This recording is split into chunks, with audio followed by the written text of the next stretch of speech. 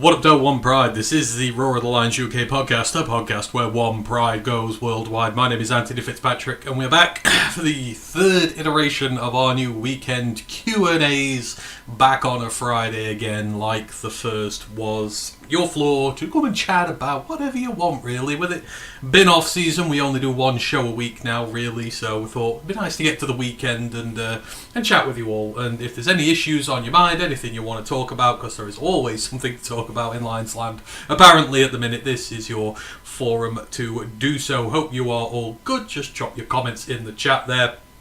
Hopefully solved my problems from the other day.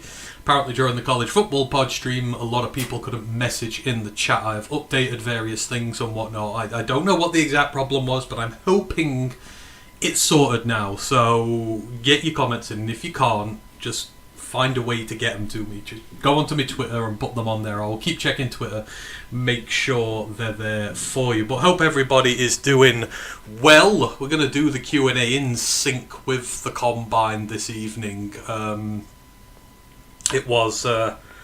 We've got the tight ends and the DBs at the Combine today, so we will keep an eye on who's doing well with them. Some interesting measurements out today, some rapid 40s. Obviously, I don't really care about the Combine that much, but it's still a fun little spectacle to watch. So if anything major happens as we're on the air, then I'll keep you updated with that as well. Shout out to Carlton, who is in the building. Hope you're doing well. Contrapastan's in the building as well. It says guys are still slipping on this field. Yeah, that field does look very slippy. I don't know whether it's the footwear, I don't know whether it's the field, but you can see why a lot of guys don't really want to test, and that's a bugbear of mine which has really been exacerbated this week. We're having some record low testing numbers this week. There are lots of good FCS players sat at home. There are lots of good Group of 5 players sat at home who would absolutely kill to be to this event. And some of these events are getting about 15-20% of eligible prospects doing them, and that is it, which is absolutely ridiculous. We need to have some form of enforcement here. If you want to go to the Combine, you've got to do so many events, and you can only skip so little unless you've got a good medical reason not to do so. Because if you don't want to go, someone else will take your spot for you. It's been very annoying this year. So it's absolute crazy one. Lisa's in the building. Hope you're doing well, Lisa. Brent is in the building. He goes, it wasn't just you, Anthony, it was happening on other channels too. Well, I can see you, Brent. I can see you, Lisa. I can see Contrapast, and I can see Carlton. So hopefully we're not going to have any issues this evening, and we will be all hunky-dory, as they say. So yeah, let me know what you think. Are you watching the Combine? What do you think of it? Who's exciting you? Who's not exciting you? Everything is on the table. Carlton starts us off this week. Would you draft a nickel-only cornerback on day 3, i.e. a cornerback on the smaller size? I would like to draft a nickel corner. I don't think Amik Robinson is going to come back. In an ideal world, Ennis Rakestraw gets healthy, moves to nickel, and we get a new outside corner, because really I would like a new outside corner as well. But if you're going to get me a hybrid guy who can sort of do both, but I mean, I don't know. I don't always care about size with my corners. Like D'Angelo Pons today, he measured at 5'8", which is like a second percentile size for the NFL, but then he goes and does a 43.5-inch vert. Like, the man can leap like a salmon, and like he shouldn't be an outside corner in the NFL. He shouldn't be an outside corner really in college, and yet he has been. He's been one of the best lockdown coverage corners in college football for the last 2 years, and just he defies all expectations. So like, if you want me to get someone small, I'll play him on the outside as well. I don't mind if he's good enough and he has the skill set to do so. But certainly, if we're looking day 3, I would look for a full nickel. Unless Rakestraw could be guaranteed to be healthy. I don't want Rakestraw playing on the outside because he's about as durable as broken glass. So no, but I'm with you, Carlton. I would like a specialist nickel in. And of course, Brian Branch isn't healthy either, so we can't even use Brian Branch as a nickel for like some part of time until we get a guy bedded in. So I think if you, depending on what's gone on with Terrion, if it's serious, I say if, I'm not throwing the towel in on Terrion right now at all, in the slightest. I don't care. I want to hear facts first. I want to see the police make arrests, stuff like that. Until then, it's just words, and it's just, he said, she said, and we should remember the story of JMO when we're doing this. Like, don't judge him yet. Do not judge him yet. But if there's an issue there, we're going to need corners in all shapes and sizes. But yeah, I would really like a nickel as well, Carlton. Yes, we see your messages, Lisa. Do not worry about that. Depfaman goes, hey people, I'm now looking at DBs thanks to Terrion. I mean, really, we should have been looking at DBs before when you think about it. We've not got a lot of depth as of yet. We've not re-signed Rock Yassin. We've not re-signed Avonte Maddox. We are expected to, but it depends. Rock Yassin might want a lot of money, and he's had a good year. He might want a starter wage, and we can't afford him on a starter wage. So I was looking at DBs before, but I think now you are potentially looking at DB in the first round. I was saying the other day, Brad will take the best player at 17 if I don't think Caleb Downs will be there, but let's say Mansour Delane fell to 17 for whatever reason. Say the Tennessee corners went before him or something, and a load of tackles and stuff. If Mansour Delane was there, I think Brad would probably pick him, even if there's edges and stuff there. If he believes he's the best player, he will take him. So DB is in the question at 17 now. At this point, we just want to get the best player physically possible on our team. But I think certainly if something is wrong with Terrion and they say what it is, then a starting outside corner is then a need for your team. So yeah, we will have to get a bit more acquainted with some of the higher up guys here instead of really the day 3 guys. Crunch Person goes, still holding a candle for Rakestraw, but we need to add. Look, all I'll say, and I'll say this again with Rakestraw, because it seems like I've given up on him, but he's, again, when we get to the start of the 2026 season, it will be nearly 3 years since his last consistent games of football. And history says when you're away from the game for 3 years and you've not played and you're already having durability and injury issues, it is very tough for you to come back and to then suddenly establish yourself as this durable, all-conquering DB in the NFL. Just history doesn't agree with you. And just the sheer severity of the knocks he's had and the problems he's had and the lack of playing. And he was a development pick when we got him as well, so it wasn't like he was a top 10 pick in the draft who still got that inherent talent there. There was a lot to work on in his game. So I'm just using the numbers game with Rakestraw. History says he's probably not going to get better, so we have to prepare for the possibility that he's not going to. So we got a lot of work to do in our DB room. Both starting safeties are hurt. Both starting corners have injury issues. One potentially a legal issue. Your backup corner has been injured the last 2 years. You're in a bit of bother. Still dreaming of taking Anthony Hill Jr. with our first pick. He held his own with Reese and Styles, says Gaviscon. Yeah, he's looked damn good. Linebackers really killed it yesterday. Kyle Louis killed it.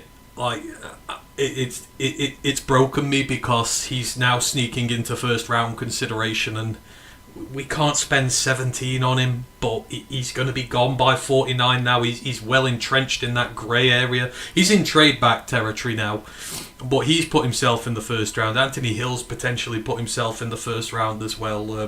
I was impressed with the linebackers yesterday. Generally, the drills they did, they look really good. But yeah, Anthony Hill on this team sure would be something. It'd fill a big need for us. Having him with Barnes would be fun as well. Depfaman goes, Holmes arrived as a DB scout turned GM, and it seems like the position he has drafted the worst. What gives? I mean, I put this on Twitter yesterday and I got a lot of hate for it, but the Lions, when it comes to especially corners, we can't draft corners at all.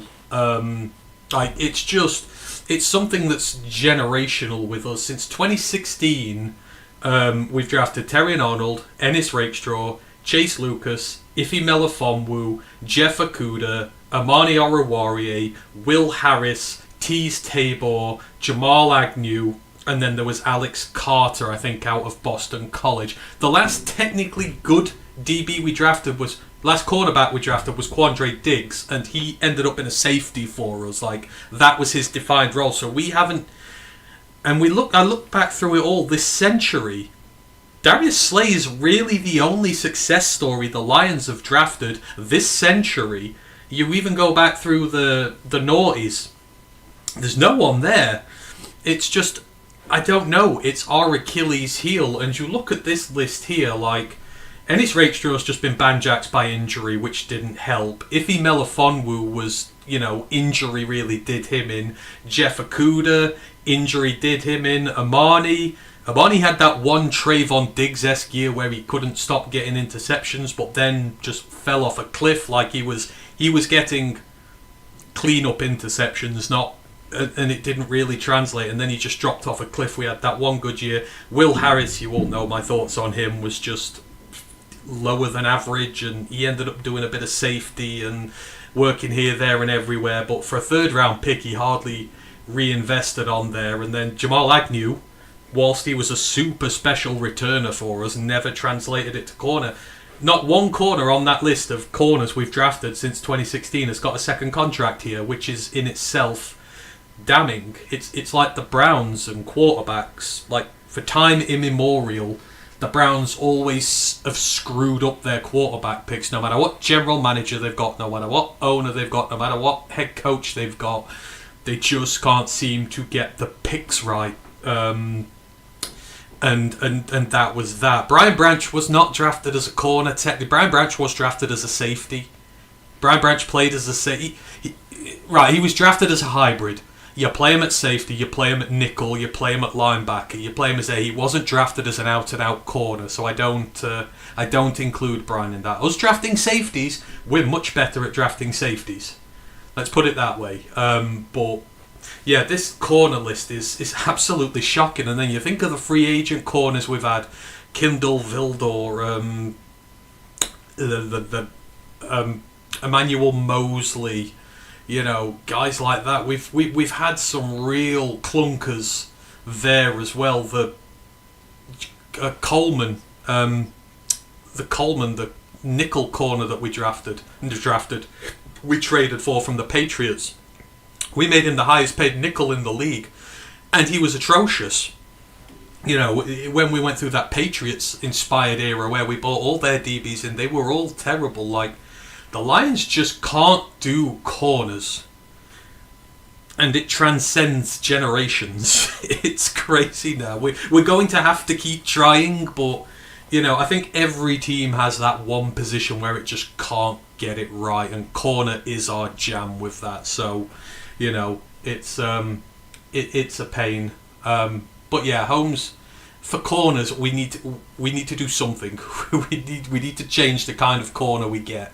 We get quite small DBs. They're quite, physical, but they're small. I think we need to get some bigger, chunkier guys in at DB and maybe change how we do that there. Brent goes, not happy that the Terrion issue might have cost us Crosby, according to Doc and Mike. If proven true, he'll be the most hated player in Detroit. Right, my only thought on this... So obviously the school of thought is, if this issue with Terrion means now that we might need the draft capital we were going to give up for Max to fix our corner position, if Terrion's not going to be on the roster, fine. But I can't believe that Terrion and whatever's going on here has affected our plans. That's just... I can't believe that is the case. We've still got free agency to come. We've still got lots... I can't... For me personally, I don't see it. I know Doc has, got the news in there and that, but it feels... Something doesn't feel right with that line of thinking. And, the trade for Max is going to be... The trade for Max is going to be bad anyhow, because, if you give him 17 this year, you've got pick 49 in the top 118. I highly doubt that Brad Holmes is going to do that deal to leave us one pick basically in the top 120 when we've got that many needs this year, and potentially to have to give up next year's first as well and a player. I don't believe we're aggressively in for Max Crosby because we don't have the capital to do it. So, hearsay and stuff, but just colour me not convinced that that's a real thing right now. We've got a lot of rumours coming out, a lot of stirring. Talking about a Max Crosby trade does numbers in content creator land, so I maybe just pump my brakes on it just for a little bit. Lisa goes, I know more was revealed, Anthony, but no arrest yet. Gaviscon says Tacario Davis is looking good. He is. I think Tacario Davis is the tallest corner here at the Combine. I think he was 6'3" and 7/10 or whatever it is. He was taller than Ephesians Pryzok, which was surprising. Ephesians was meant to be the tallest corner here, but Washington did his size, but he looks really good in his drills.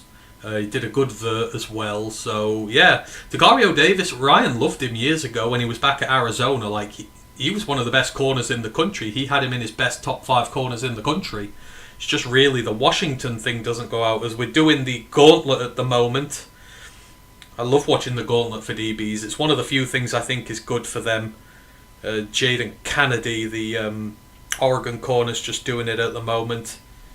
Oh, and the cameraman's gone for a... Cameraman's fallen. Oh, he dropped one right at the end. Idio. Tacario's just about to do his gauntlet now, so let's have a look at how Tacario does his gauntlet. First catch, good. Oh, no. They've stopped him. Take 2, and action. First catch, good. Second catch, good. Running. First catch, good. Second catch, good. Third catch, good. Fourth, good. Fifth, good. And off he goes. Clean gauntlet from Tacario Davis there. Charles Demings, the Stephen F. Austin one. The Lions are really interested in him. Good catch. 1, 2. Doing the gauntlet. 1, 2, 3. High catch. 4, 5. Smooth like butter. Yeah, Charles Demings is a name to know. They've talked to him at the Senior Bowl. They're speaking to him again at the Combine. If there's a corner you want to get to know, it's the Lumberjacks corner. And he's measured in some really good measurables. I think he was 6'2", 209, something like that. Really good build, good hands, good arm width. He's, yeah. Dennings is a name you need to get to know. Lisa, I'm having a frustrating day, Carlton. My TV chose to act up today and can't watch the Combine live. Oh, sorry to hear that, Lisa. You can at least hear a little bit of it through me. Andre Fuller, the Toledo corner, drops one. Oh, bobbles the one at the end. That wasn't smooth there from Andre Fuller. But yeah, holding up quite well here at the moment.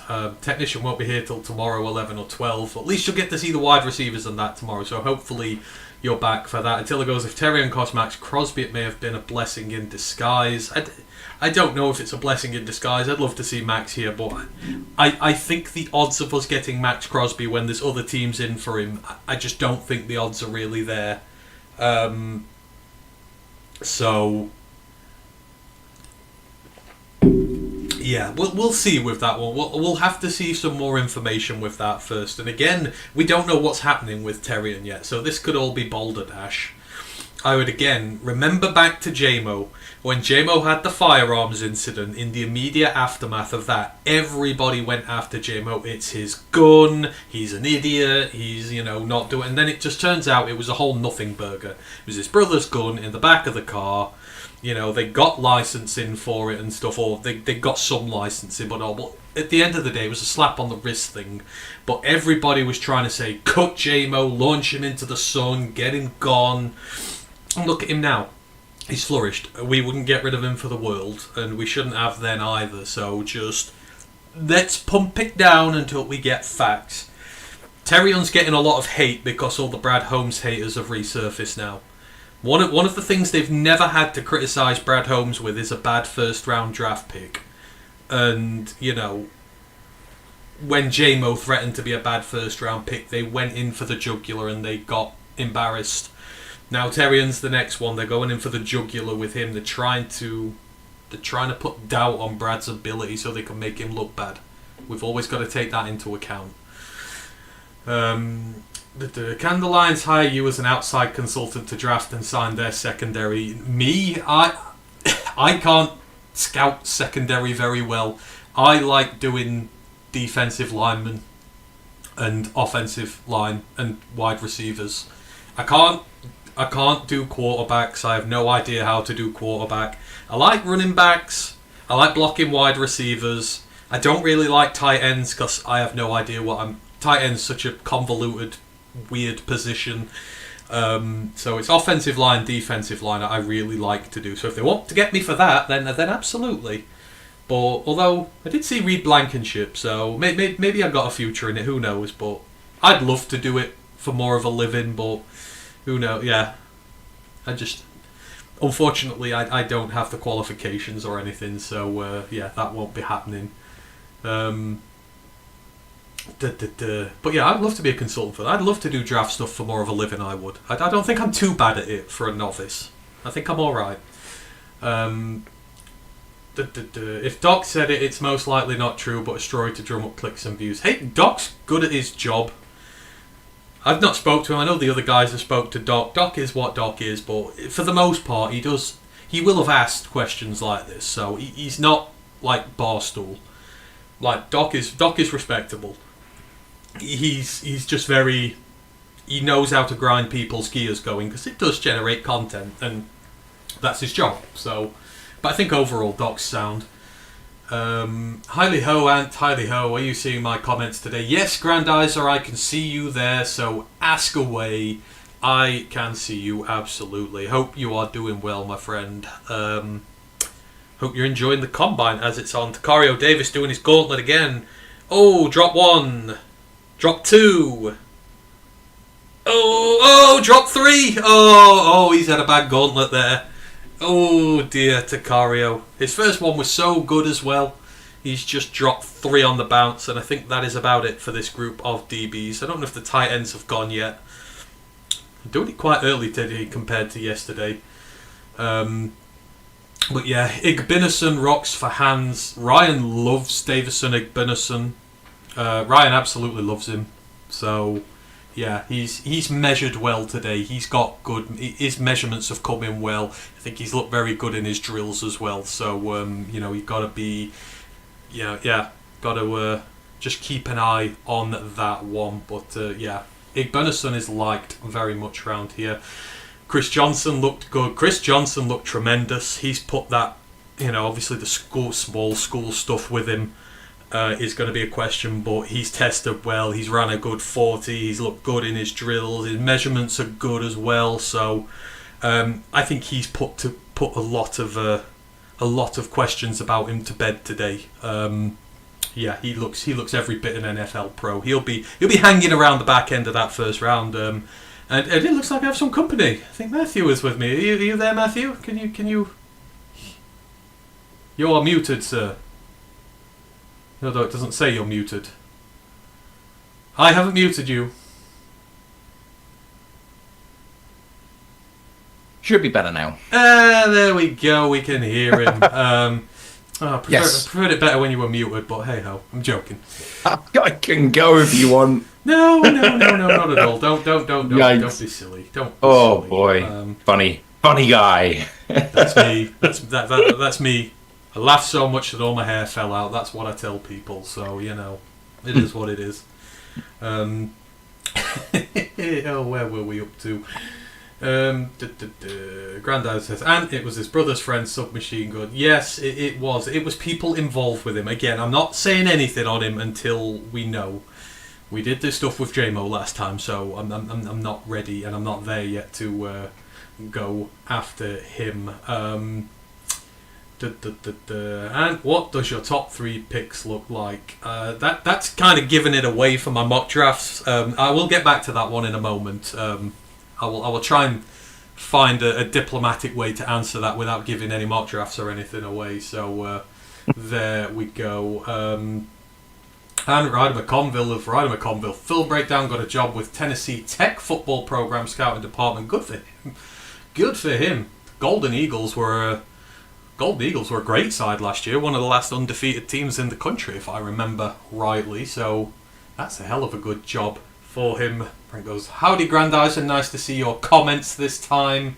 It's nice to see all your comments again. It must have been YouTube that screwed up the other day. I thought there's people watching the pod today, but everyone's just not talking, so they must all just be enjoying listening to my voice instead of answering questions instead. But Heidi-ho.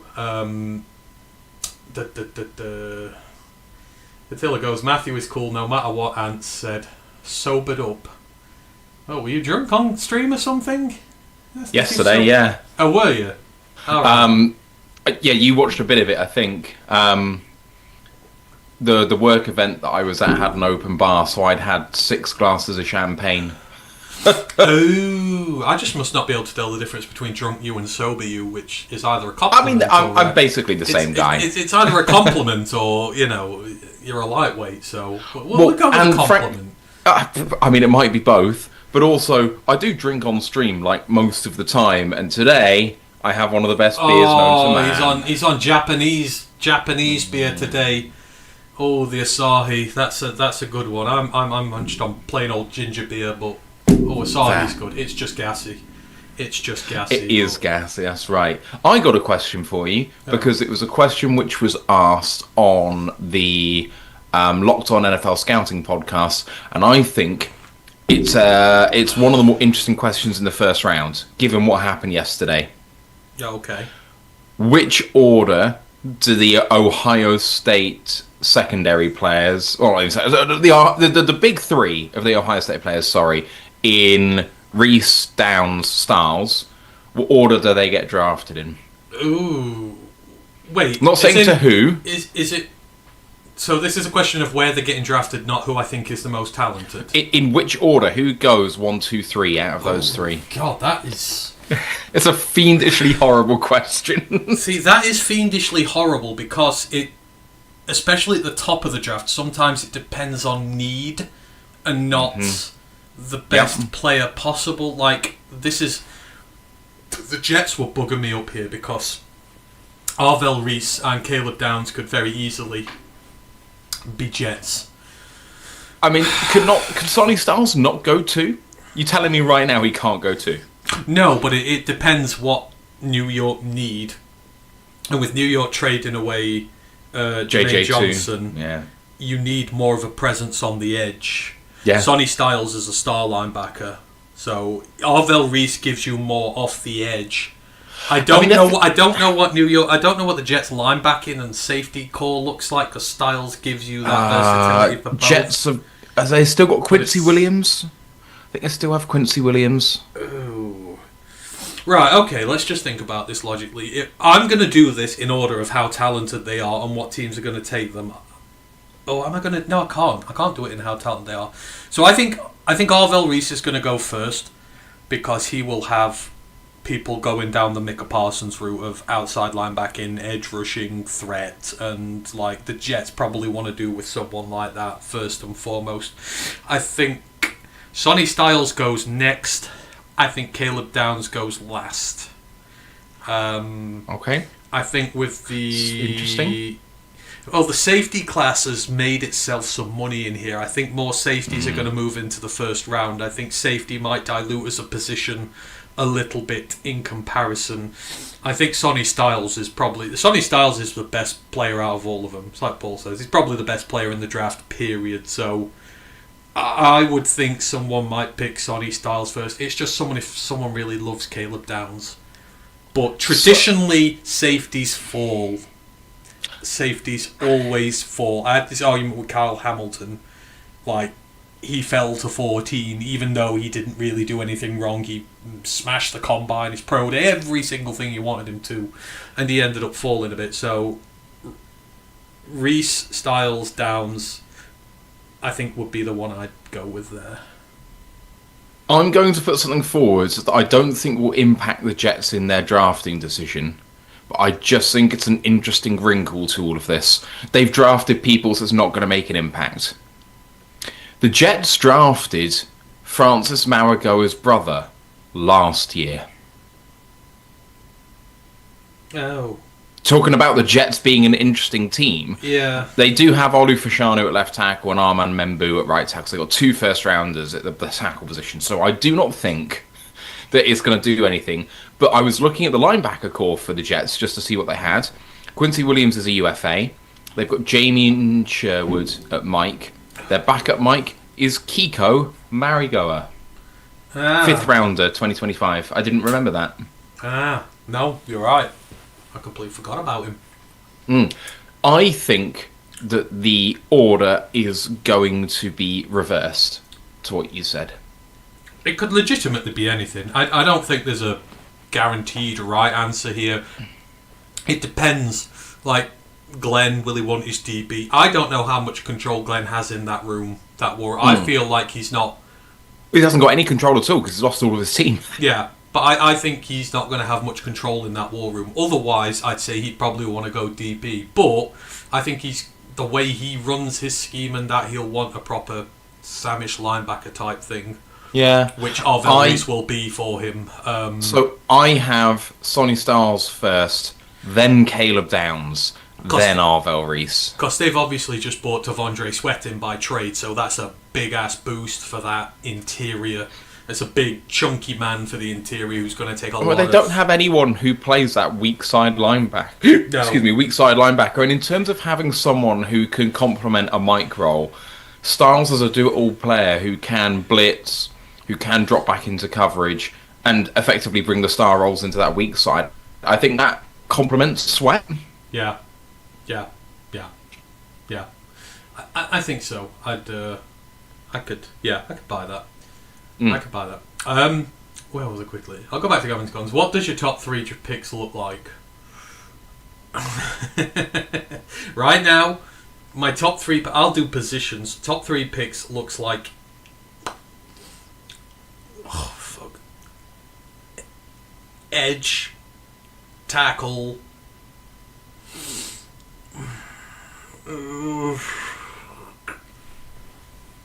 Edge. Tackle. Hang on. No, it doesn't. Oh, are we talking predictive? Lines predict what we think they're going to do? No, what does R? What do we? What do we want them to do? Want them to do? I mean, me in an ideal world, I do want them to go edge first. But it depends who's there. It really depends who's there. There's no right answer to this. In my heart of hearts, I would like them to go edge first, then tackle, and then defensive tackle if they can. Offensive tackle, then defensive tackle. I want 3 trench players. I think in my heart of hearts, that's what I want right now, but I'm open to change after free agency, because free agency will change a lot of this. It will. That's where my heart's set. I have edge as well. Centre. Linebacker. Yeah. I think that in an ideal world you'd have enough ammunition to go tackle in the first round still, but I just think you're going to struggle to... Do we want to win this season, or do we care about the long term? If you want to win this season, left tackle's a waste. If we are a Super Bowl caliber team, you've got to trust Decker to be healthy all season and actually use that pick for someone who can help you now and in the future. That is not left tackle. I think you need a swing tackle if you can get one. Yes. I think you need a backup swing tackle, someone who could be a swing tackle year one and then could maybe solidify a position further down the line later on. If I was going to draft for the future and say I want to make sure that this team is competitive for the next 10 years, which is what I've always preached, but I'm going away from that now because I have kind of come away to Ant's way of thinking a little bit more in terms of striking while the iron's hot. In my old self would say tackle. Yeah. Because I do think probably best thing to do for the long term. And I do think the tackle class is very strong this year. So I don't think it's a bad year to want to get one quite high. But I also think there's a reasonable amount of tackles all the way through the draft that I could think are reasonable replacements as a developmental tackle. Mm-hmm. We can get rid of our Canadian who... I saw a comment say yesterday, everyone's written him off, and hopefully he can get back to something. I agree, hopefully he can get back to something, but if he doesn't show anything this year, he's gone. And if he doesn't show anything in camp, he might be gone. In which case we need to replace that. Who's this? Who's this? Our former third round Manu. offensive tackle out of Cano. Yes, yeah, Manu should be gone if someone's going to cut. But you've got to reset the position again. So and he's got to prove he's healthy first. So yeah, I agree. Carlton goes, and bit simplistic, but 1, draft a 25-year-old who produced in college, or 2, a 20-year-old with potential. Now, Carlton, I'm going to press up this. This is not a cop-out, Carlton, and I promise you this isn't a cop-out. It all depends on the player and how I like him. I can think of 2 very obvious examples now where I would be at opposite ends with things. Like, I would take 24, well, going to be 24 this year, Caleb Tiernan over 21-year-old Caden Proctor from Alabama for my tackle, because I like Caleb Tiernan better as a prospect. His technique, his ability, like all the stuff I talked about on that show, I would prefer the older prospect with him because I like him more as a player and what he does. On the flip side of this, I would take Keldrick Folk every day of the week over Akeem Messador because I believe Keldrick Folk has the ability and the tools that he needs, and he's shown it. He showed it last year. He had 9 sacks last year. Took a little bit of a hit this year, but his role got changed. And yes, while Akeem Messador has been good, he's going to be 25 this year. He's got lingering foot issues, which scare me. I don't like players with lingering injury histories who are problematised there. I would rather go with Falk's upside, being the younger guy. So those are 2 examples. For me, it doesn't matter. It all depends on the prospect. I will never rule out a prospect because of his age. But likewise, I will never rule out a prospect just because he's... I mean, I will if he's an athletic freak. But if I've seen enough from him, a la Nicholas Harbour next year, I would. So I know it's a cop-out, but it honestly, it depends. I've loved all sorts of players over the years. Younger, older, experienced, not so experienced. It all depends on my individual feelings with him. So hopefully that answers that diplomatically without copping out, because it really isn't a cop-out. Do you have a preference, Matthew? Because Matthew's more analytically based than me, so... No. It is definitely about using your eyes and seeing how they've done their work. This is a bit more of a cop-out answer, but it's a cop-out answer with the 3. With the 25-year-olds, the question is always, who did they do it against? If they're a productive player, did they do it against their non-cons where, they're going up against boys who are 18 years old in the FCS? And did they rack up stats against those guys? Did they do it against the cream of the crop? Did they dominate all of their opposition? Then those are the guys that you should go after if they did, absolutely dominate. But the bar is higher for productive when you're older. And, moderately productive is not impressive at 25 years old. So if you make the question more specific, it's a lot easier to give you an answer. If you're talking about a person who's dominated in the SEC, like every single SEC team he came up against, then fine, I'll probably take the productive player, because with the productive player, at least you've seen it. And you've got, yeah. And you know what? It depends where you are in your build. If you go back to the Lions when this regime started, I'd be far more willing to take a flyer on the guy with potential if they've got the ceiling and the upside, because we're not ready yet. But right now, we need to go. We need to do it right now. And you've got to take individual circumstances into account as well. Why has he been there? Why is he 25? Like, the famous one, players from BYU are older because they go on mission. Yeah. And Utah as well, don't they? Yeah. I think Utah players do as well. Yeah. Utah State, Utah, BYU, they're players, they go on missions.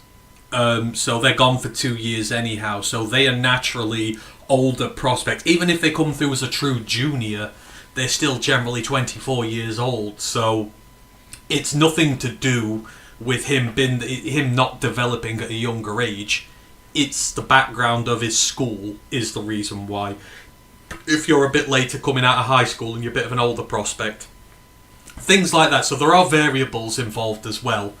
But I'm not one to be swayed by the money argument of it. I'm not, he's 25, he's not, some people like older ones because they get to the second contract, they're already 30, you don't end up paying them much. The money doesn't sway me with my thinking with them. So hopefully that answers that in a long and convoluted way. Attila goes, I'm so thrilled the Lions have spoken to my top three tight ends, Tanner Koziol, Joe Royer and Marlon Klein. I most be decent if my top three are the Lions' top three, complimentary to Laporte are good. At least hopefully we get one of them.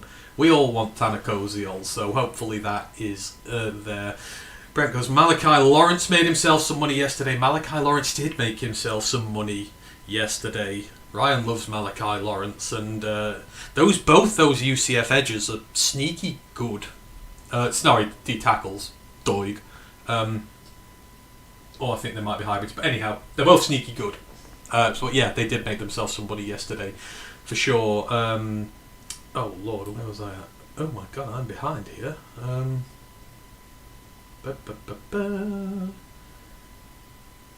Saying, hey Brent, how are you? Yeah, I was asking Ant and Ryan questions and he was reading everyone's but mine, so I figured he was upset with me. Stop gaslighting me, Grandizer. You know I don't ignore you. I will not take this gaslighting from you. Cottonwood goes, this is a bit like Ant and Deck. I'm sure Ant is always on the left of the screen and Matt is on the right. I'm running the stream today, so that might be why.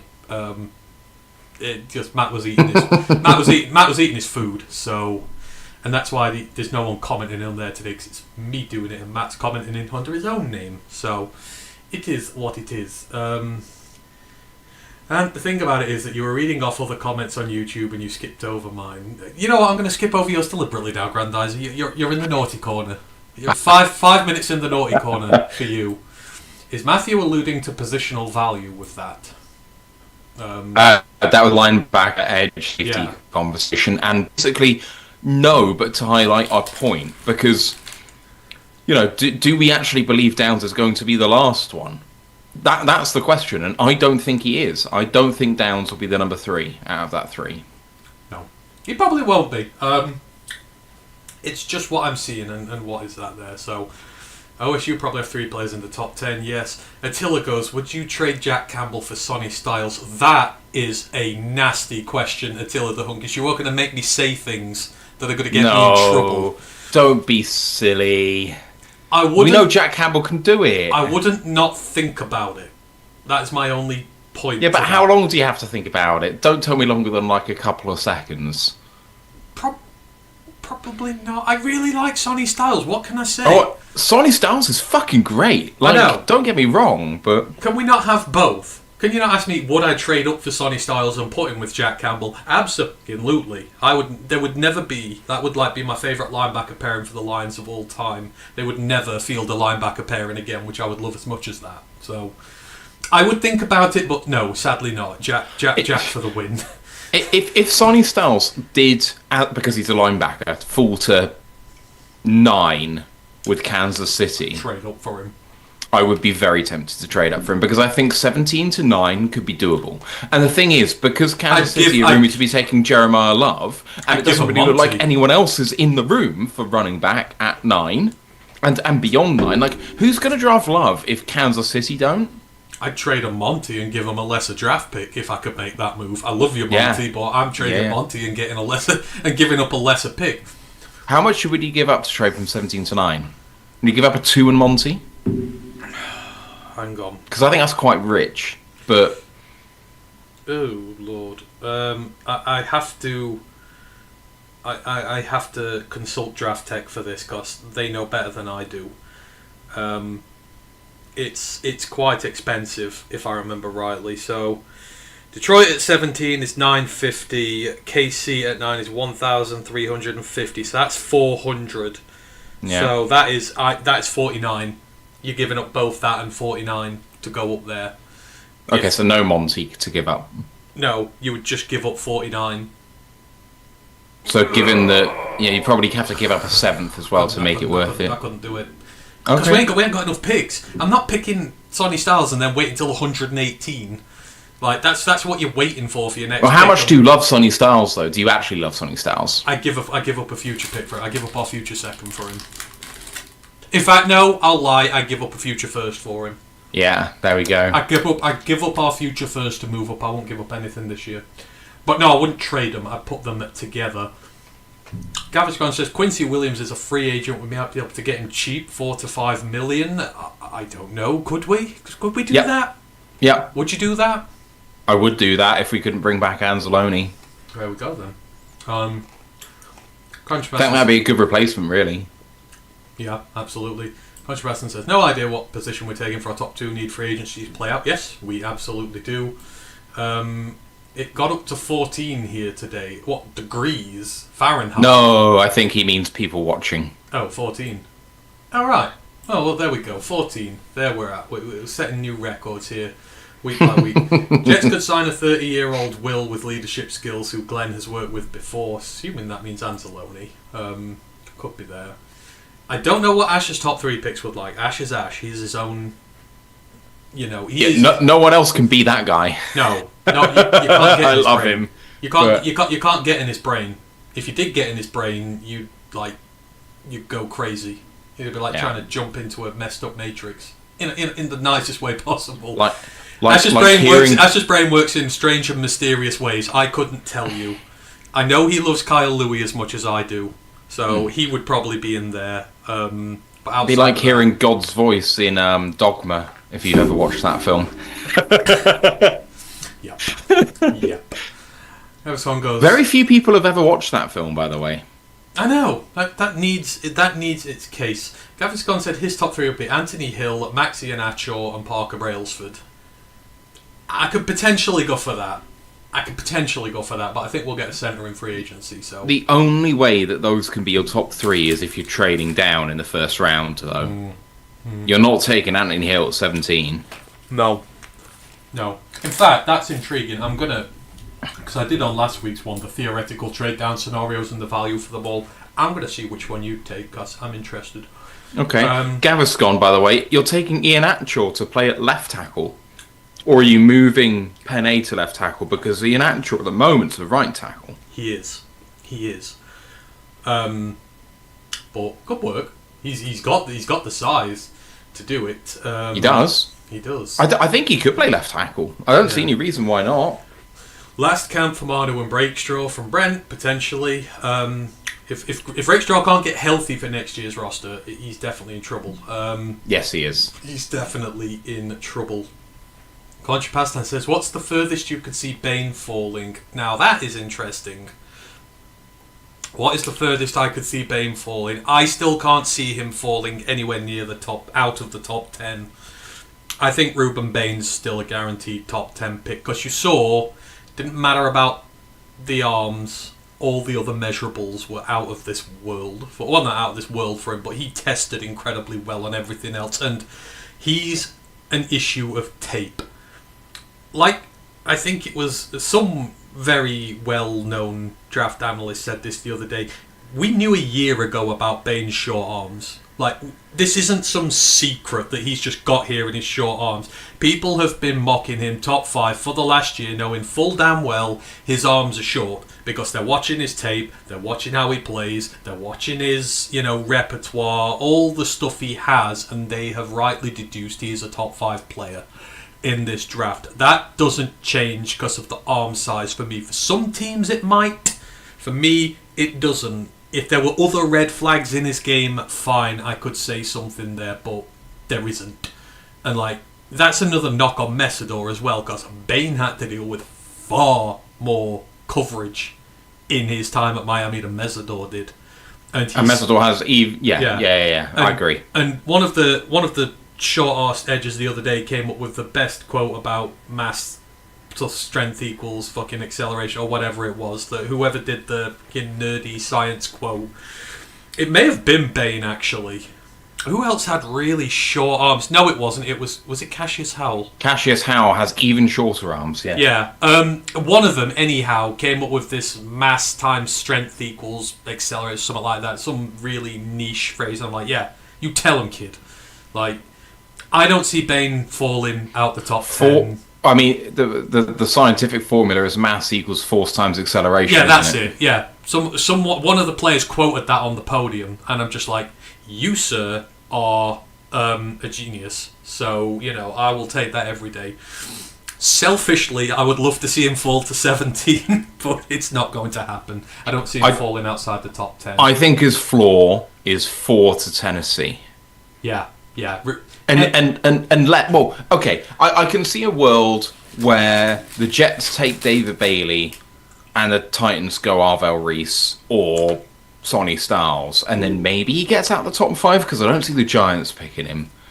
But then the Washington Giants are 7 going to trade pick. Thibodeau, maybe. But even then, they've still got 2 top-tier guys. So But it didn't stop them last year, did it, for 3? So. No. David Bailey at 7 is the current tankathon thing. I think David Bailey's going to go higher than that. So that opens up Washington to take him at 7. So 7. I think 7's his floor. I think that's agreeable. I'm agreed on that. So I don't think he's going to fall at all. I was going to say, so if Deck comes back for 1 game and sits IR, we get Goff killed. He won't sit for a game. Oh, unless he goes on IR, but we will still draft a tackle. This is, even though Decker's back, tackle should be high on their draft priority board. If there is a great tackle at a position they're picking, they should take him. We shouldn't be there. Where is AJ Halsey projected to go? Top 50. He is pushing the end of the first round. He probably won't get in it. If I had to guess right now, I would say he'd go at about 40. Give or take. Given McNeil Warren's size has gone up, and that's probably projected him to a top 20 pick, I think Halsey will be in the 35 to 40 category. He will not go lower than that. The Lions are drafting Emmanuel McNeil Warren at 17 anyways, says Attila the Hun. I love the kid, but I'd hate it. Not a safety.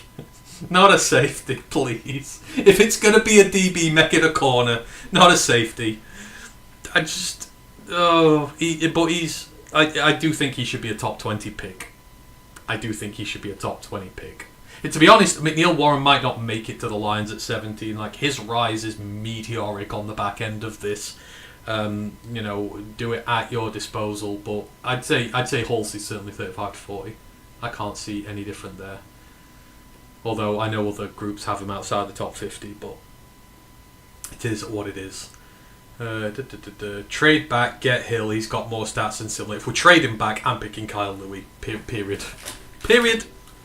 He's the linebacker I'm taking if we draft him back and we're getting a second for it. So that is what it is. Monty worth a 4th or a 5th. Monty's not going to be worth anything more than a 4th.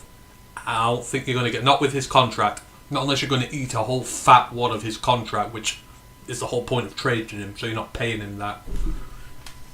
Carlton goes, ooh, I love Dogma. We've got some love in there at least. Play him at guard till Deck breaks. Oh, what, Iheanacho? You could play a tackle at guard and then move him out, but we've got guards. I don't want to interrupt the dog. I don't want to interrupt the guards' progression by having a tackle play in there for a year. Of course, Grandeyes has seen Dogma when it came in theatres, back when it was exciting to see a Kevin Smith film. It'll be an old film now, that will. It'll be a very old film. I think it came out in the early 2000s. And now, unfortunately, that's over 20 years ago, so we have to class it as old. Oh. 1990? No. No. It referred to the 1999 film Dogma. No, it is 1999. Right. Oh. And do you know why people haven't really seen it? Do you know what the reason was? Because it was owned by... The rights to it were owned by Miramax, which was owned by everyone's favourite director. Yeah. So when everything came out, or they knew about his allegations well before it all came out, and they basically said, you can't sell the film, we want to buy the film off you, and he refused to give them the rights. So every copy of it was removed from sale. And now, until recently, I think it's been re-released in the last year or so, but until then, copies of that DVD, for when it was on sale, were going for £200. Yeah. And I had one a long time ago, but I don't have one anymore. Grandad's asked if you've seen Chasing Amy. It's by the same guy. No. There you go. Sorry, Grandad. As you know, I'm quite slow when it comes to films. I don't like to say it, but yeah, he is. Vented says, would you guys be interested in the Lions getting one of the better backup quarterbacks out there in free agency? Who do you mean? Don't Don't just throw out the better backup quarterbacks. Who do you mean? No, see, actually, I'd have to trade. Is Davis Mills a free agent? I don't believe so. See, I would be after Davis Mills or Gardner Minshew. I believe Minshew's a free agent. I don't know if Davis Mills is... In fact, that they may have given Davis Mills a backup deal there. I'd be trading for a guy if I'm going to do that, and who's not going to cost me too much. Because Davis Mills is on the chopping block if people want him. So the one that I'd like to look at for a backup deal would be Sam Howell. He'd go for basically vet minimum, and that would be fun. Oh, hang on. So we've got some names here. Kenny Pickett, Zach Wilson, Trubisky. Trubisky, do you want to make me throw up?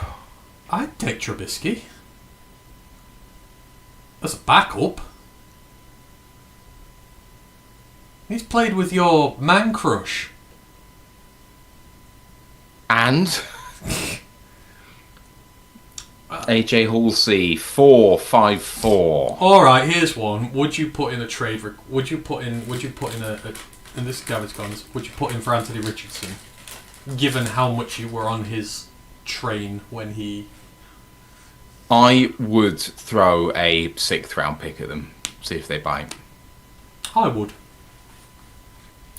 I do think that you would have to have a capable QB2 as well, though, if you were going to have Richardson. You'd have to have someone who could actually throw the ball consistently.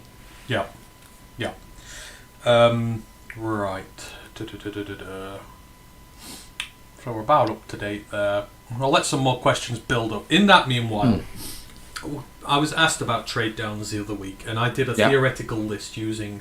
So for me, I think if you're trading down, you've probably got to go to at least 24. I don't see there been a trade down 1 or 2 spots that's going to get you anything worth here. So for me, there's options between 24 and 31, and the theoretical trades I had here, Cleveland is at 24. They need 210 points to move up for where they are. They would have to give you 24 and 70, and they'd be slightly overpaying you. But you always do to move up. Yeah. But Cleveland also pick at 6, don't they? I don't know whether Cleveland would trade up again, given they've got 6. But that is the price they would have to give. So keep a note on these, and then you can see which one you want the most. Oh, okay. Hang on. Right. Let me bring up a little notepad here. Bring up a notepad, and I'll write these down, and we'll see what you like the most. These are the ones. Right. So at Cleveland, you get 24 and 70 for 17. Now, bearing in mind you're dropping 7 to get 70, basically. At Chicago at 25, this is more difficult because of the picks they don't own. You'll get 25, 89, 129 and 163. They would need to give you all those to get their requisite value up. They're in conference. I don't think they would do that anyhow. That's way too many picks to give up, isn't it? That is a theoretical trade there, so I kind of reduced that one out there. We've got Buffalo at 26. So, for 26 and 60, you would have to give up 17 and 118. For 17 and what? 118. Our third pick. Okay. And then San Francisco at 27, you would get 27 and 58. So obviously 1 less in the first, 2 more up in the second, for 17 and 118. 27 and 58. 27 and 58 for 17 and 118. Okay. For Houston at 28, they would have to give you 28, 69 and 128 for 17. Obviously the lower down we go, the more the value goes up. Whether they do it or not remains to be seen.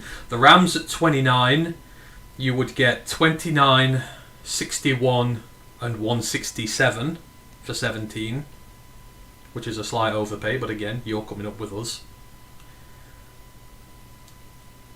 And then you've got Denver at 30, so they give you 30, 62 and 130 for 17, which is actually a slight underpay, but with the picks they've got, it is what it is. And then New England at 31, they would give you 31, 63, 125 and 131 for 17 and 203. You'd have to throw in a 7 just to kind of balance it out a little bit. Seattle can't be done because they've only got 4 picks in the draft and they'd have to give up their first, second and third, so there's no way they're going to do it. No. So those are your theoretical trades between 24 and 31, and some of them are not realistic either. I get rid of. I don't think Cleveland to do it. Obviously, the Rams have 2 first-round picks as well, so dependent on what they do with theirs. Okay, I can tell you the ones I'm ruling out instantly. I'm ruling out Cleveland, Buffalo, and San Francisco. I don't like just picking up 70 for Cleveland. You're only moving down 7 spots, but I just don't like that, really. Feels like 70's quite low down, really. What? Buffalo and San Francisco, you have to give up 118 in return. Yeah. I don't like that either. Whereas I much prefer the Houston, Rams, and Denver deals because you're not giving up an extra pick in return. But you're obviously going down double-digit spots there, so you sure. But take Buffalo versus the Rams one. You move down an extra 3 spots in the first round pick you're getting. You move down 1 spot in the second round pick you're getting. You get an extra 5, early 5, and you don't have to give up 118. Yeah. For the sake of a couple more spots to move down in the first. Yeah. I think that's well worth it. So I would take Houston. So Houston 28, would be your 69, 128. Okay. So then you've got 28, 49, 69. 28, 69, 128. Yeah. Although, actually... You'd have 28, 49, 69 and 128 because you've still got 49, so... Oh, sure, sorry. I mean, the only reason I wouldn't do that is because if we traded for pick 69, Ash would be fucking grinning. 4 days. Yeah, that is true. That I have to take that into consideration. Like, I don't know if I could actually hack that. Oh, dear. As in the... we're doing the 40s with the safeties right now. Traden Stooks just ran a 434. Spears Jennings, so Robert Spears Jennings, the Oklahoma safeties, ran a 432 along with Pride Jr. Spears Jennings is really exciting, actually. He's one of those I didn't look at as much, but the more I watch him, the more I like him. He's just ran a rapid 40 for a safety. We've got Lorenzo Styles, Sonny's brother. So, if we did get picked 28, by the way, at the moment in Tankathon's mock draft, they've got TJ Parker going at 26 to Buffalo. He's rumoured to be at the bottom of the first round. If you could still get TJ Parker with your first round pick after trading down, you'd be laughing. Lorenzo Styles just ran a 428. My word. That is rapid. 428 for Lorenzo Styles. Not exactly a high draft pick at the minute, but that 40 will get people talking. What's the record now? 4-2-1. 4-2-1. That's close. 4-2-1 was the Kansas City and Texas wide receiver, wasn't it? Yeah. Fenton goes Hendon Hooker return. No, let's please not do that. We've done that. Ken Stowder's in the chat. Hope you're doing well. Kenny goes high all raw. I like any of those plans. Trade down. See again. Those are theoretical trades as to value. Obviously, some drafts the value is up because players are better. Some value the drafts are down. I am of the firm belief that this is not a good draft to be trading down in the teens. There's not the blue chip first round talent there. There is widely considered to be 10 or 11 players worthy of a first rounder in this draft. At the end of the first round, you can trade back because people want 5th years. In the top 10, people can trade back because that's where your great players are. I think where we're at, I don't think we're going to get tremendous value for trading back this year. I think we're going to struggle to get a second out of anybody for any trade whatsoever, unless, as Matt said, we've got to go back 11 picks. And is that trade back of 11 picks worth who you're going to lose out on? There are all these things here. I just don't like... I'd prefer to pick at 17. I think the players there are going to be much nicer. But It's all theoretical, but those are the trades could be different. We could fleece somebody, we could get fleeced, we don't really get fleeced. We could be talking future picks, bits like that. That is just this year. Ooh. Again, some of them are not realistic. Michael Taffy's just run a 4.5. Considering I thought his thing was that he was a cerebral guy who wasn't especially quick, 4.5 flat is much better than I thought. That is good. And we got Dylan Tyneman, the last one for the first. Dylan's a potential first round pick, so he needs to run a good 40. A lot's riding on this for him. Just by the by, especially with McNeil Warren going up and AJ Halsey moving up, Dylan Tyneman's position as safety 2 is very much under threat now. So he's going to want to run a good one, and 6'2", 201. You would fancy him to run a good one, but again, he's another cerebral guy. But you see the range he had back in his Purdue days. You could tell he was really quick. I would like to see this in the 4.4s here. Depending on... he keeps getting false started. Saw Taffer make a lot of errors. What, was that in his 40? Or in college? I'm not sure what that is. I didn't see him make many mistakes in college. He's good in college. But they get the second run, so... I mean, again, like Matt says, 4.5 is really good. Really, really good for him. I think Taft's problem, if I remember what Poole Walker was talking about with him, was that he's not the best tackler. I think he has a high missed tackle rate. If I want to say it was much better this year. I think that is certainly a thing, but I think it was much better this year. Oh, he's run a 4.37. That's nice. That's nice. That's good from Dylan Tyneman. Vented must be an Arsenal fan. Who is better run, the Jets or West Ham? Lols. Jets. Wait, really? I think the Jets are the worst run organisation in professional sports. Yes, but they're not run by a paedophile, so by default they win. Okay, there you go.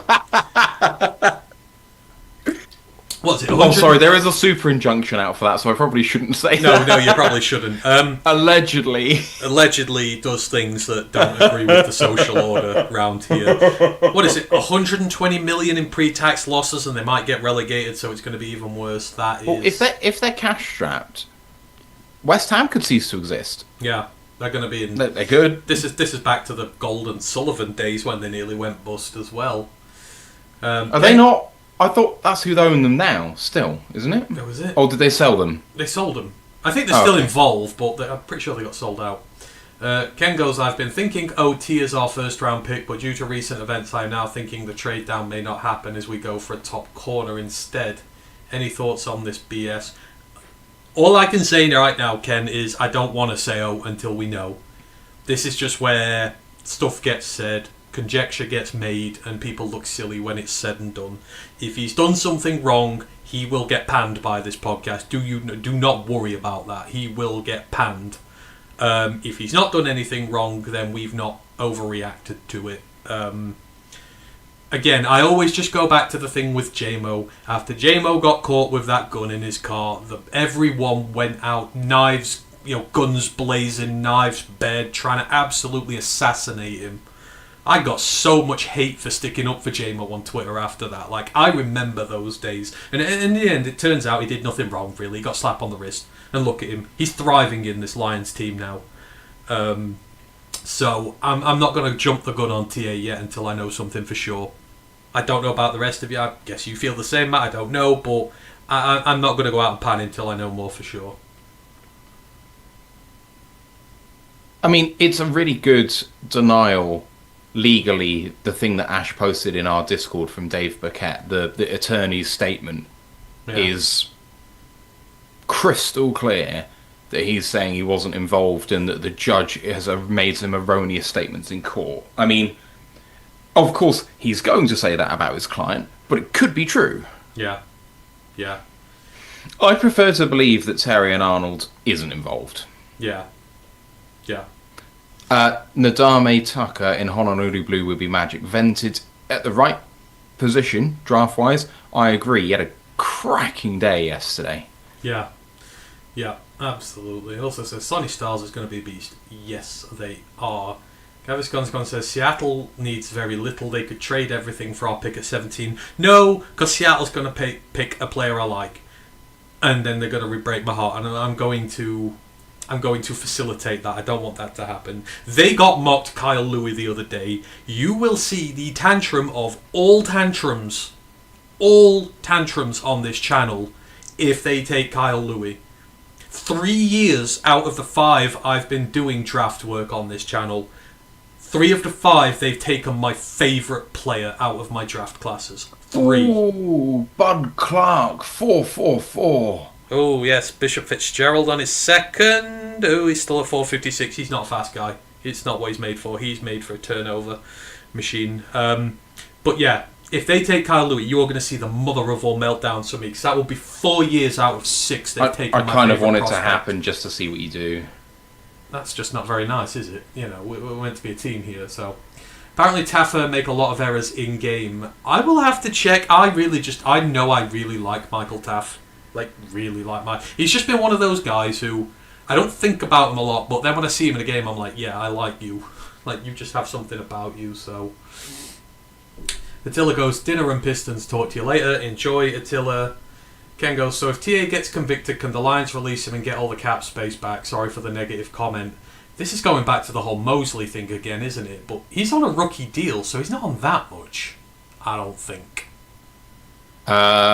We picked him at 21. Yeah. So the deal He'll ain't be on massive. 4.5, maybe 4. What is the legal ramifications with it? Is it if the whole Mosley thing again? Because Mosley obviously contested, and we lost that, didn't we? We did lose that, yeah. I think that if he is convicted, he'll lose his guarantees. Of course, first round pick, fully guaranteed contract. He'd lose his guarantees, and then you could cut him and get all that cap back. Yeah. Okay. But obviously, he'd have had a prorated signing bonus, and you won't get that back. No. And I mean, for the amount of money that you're losing, I'd rather have him on the team, to be fair, because I've got to go out and get another starting corner otherwise, and that's going to cost more than the $4 million he's on, either in draft capital or free agency. Terrion Arnold is on 3.9 million on the cap this year. With a cut, you lose 4.5 million on the cap because of the prorated signing bonus. He still has 3.6 million to earn on the signing bonus. McNeil Warren just ran a 4.53. He improved tinily. That's not too bad for him.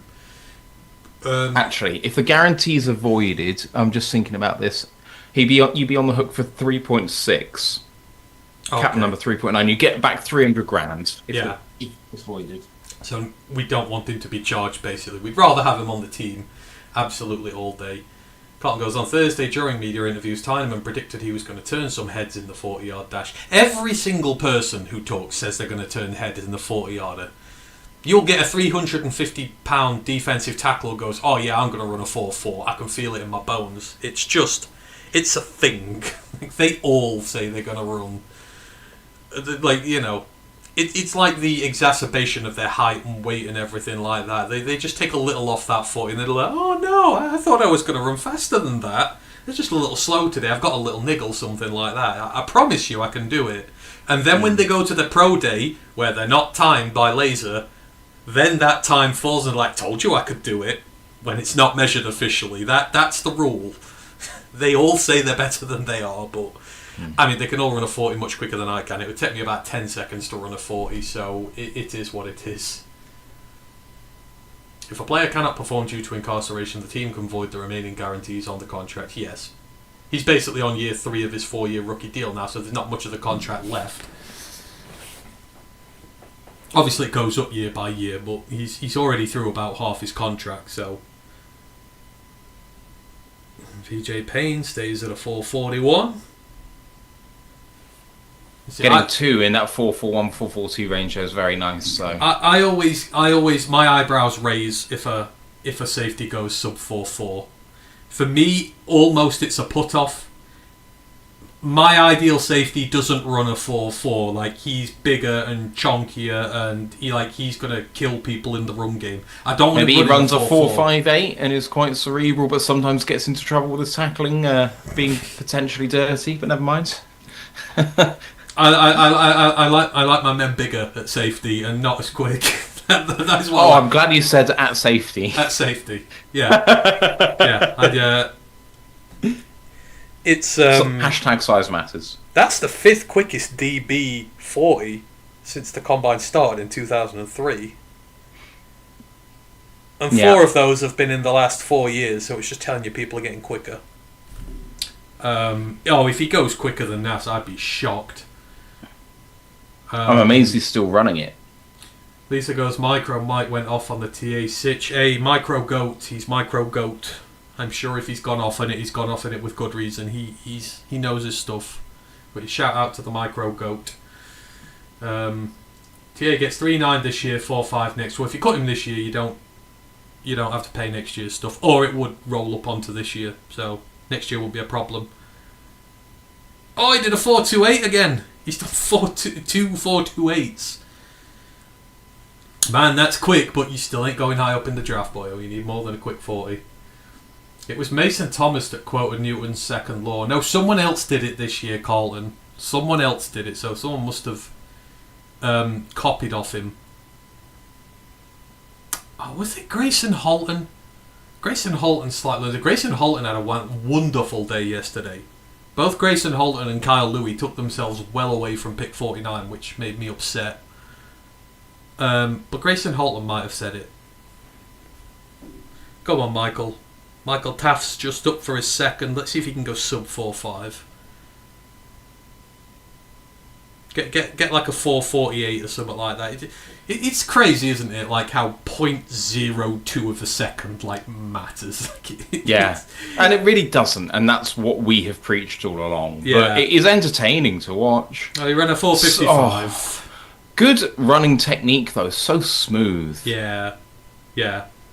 He's going to increase the white man DB count in the NFL for sure. Him and Cooper DeJean. And Riley Moss. A non-Iowa white DB in the NFL. There we go. Well, you can't do that. That's illegal. Oh geez, just noticed OTC has TCA value last year at 500k. Injuries suck. I mean, their injury scale, yeah, it's never nice to players. You never see a player significantly overplaying his value on Spot Track. Their metrics is not nice towards it. Even if they're having an elite season, they're like, oh yeah, he's about on par. It's like, what the hell's the man got to do to get a good one? That's absolutely crazy. Oh, it was R. Mason Thomas. I was right. It was an Oklahoma D lineman. It was the wrong one. As Dylan Tyneman goes again, he does a 4.36. He gets a little better. I knew it was an Oklahoma guy, but I do like R. Mason Thomas. I do. Do you know why he has the R on the front of his name, by the way? No.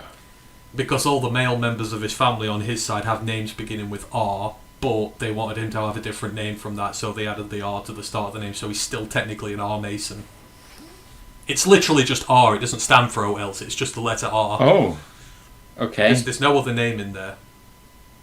Excellent. But they wanted him to be an R Thomas, sorry. But right. Not with an R sounding name, it's just R Mason. It's cool. I love these little things. What did Brian Branch run again?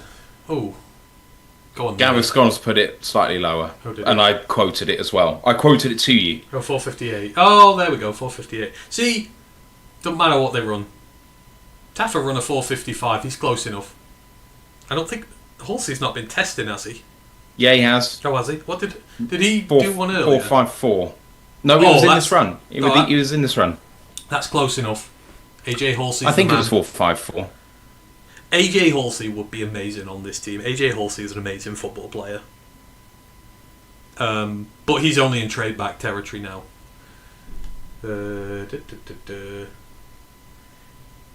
MM said the Lions are about to pull the trigger on a trade for Max Crosby, but have put it on hold because of TA. I think that's balderdash. I'm not saying no. Doc is Doc and does what he does. I think it's balderdash.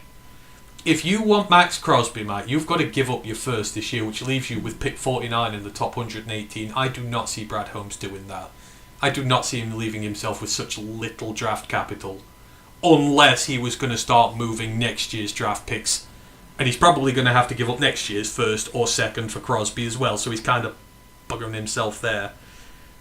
I don't buy stock in it, but I'm not saying that Doc doesn't have his sources for it. I don't think it's legitimate enough to get mad about, but I don't know if you have a different opinion. No, I agree with you. And AJ Halsey 4.53 unofficial, apparently. Ugh, that's too quick, man. You've got to be a bit slower for me. Ooh. Hang on. What did he run? You should know exactly what I'm Googling now if you know me as a friend.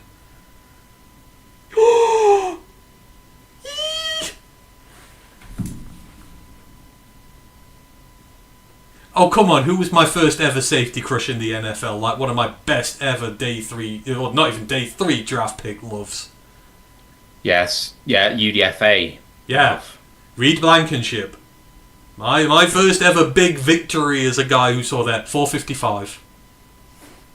There we go. I love myself a safety that runs in the 4.5s. That's my thing. That's my jam, y'all. Apart from Kyle Hamilton was a fluke. Kyle Hamilton's a god amongst men.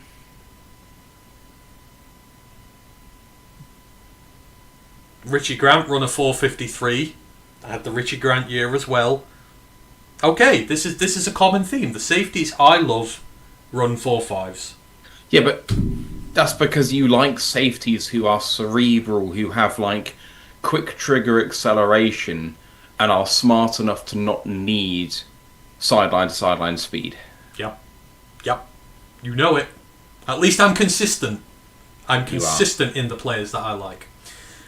Michael Taffer, by the way, he had a terrible game, one terrible game this season against Georgia, which obviously is a fairly high-profile game for him. Yeah. The rest of the year was excellent. Okay, that's fair. Oh, Vented with the sore one. Are you open to trading Laporta since there is rumours about it now? No. We don't have anyone to replace him. As I've said, I've thought more with... I have been a big proponent of not paying the 23-4 because I don't know if we have the contract money available to do it. But I've sat and thought about it. And actually, what draft prospects after these 4 do we need to pay? Nobody. None. The 2024 draft class, been a complete and utter bust up to this point, might be our saving grace. Because we could probably physically pay all 4 of these contracts now, and by the time Tate Ratledge's contract comes around in 3 years, you've got no Taylor Decker on the team, you've got no DJ Reed on the team, you're potentially going to be moving off Jared Goff at that point.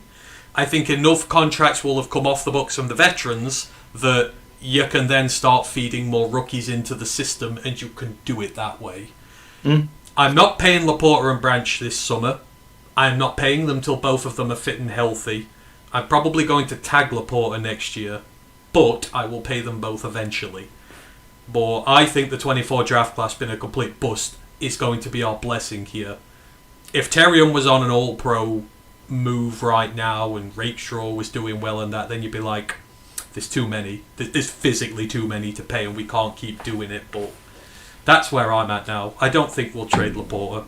I think it's outside sources like me thinking, can they afford to pay 4? Who's the one they're likely to pay least? And tight end is always in that conversation because we're not.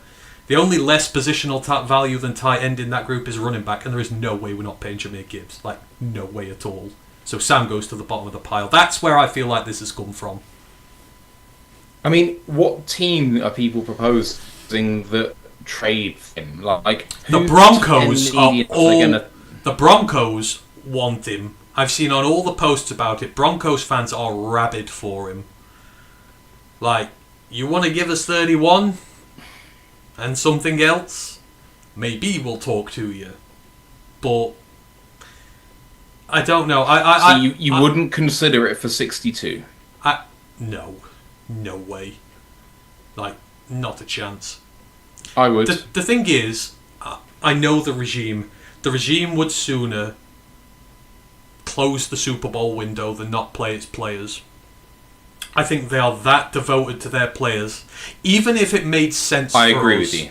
Even if it was the most logical 100% move on Earth to trade him, and there was 0% sense in keeping him, they would still pay him. That is how the regime is built, and that is how this regime acts. They are not going to give away one of their own draft assets. At least not yet.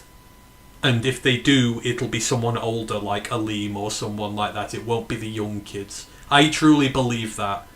I think they'd rather pay these guys than see long-term success here over that. I think they're that committed to them. I agree with you, but I do think it would show growth in the regime if they were willing to make a trade for someone. Oh, I'd love it. I'd love it in that I think I've said Brad needs to do this right, because we run out of draft capital every year. For the trade deadline. We never have enough because we're trading away future picks in the draft because we don't have enough draft capital in a draft to do what we need to do.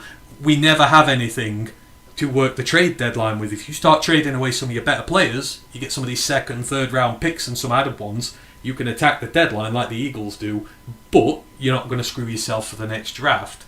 I think it would show growth from them, but I just do not see them doing it.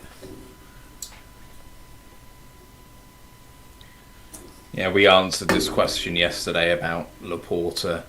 It really depends on the capital being offered, but I'm open to it in principle. I don't think the idea of having someone with his injury and committing to a long term is potentially a good idea right now. So what's your price? That's why.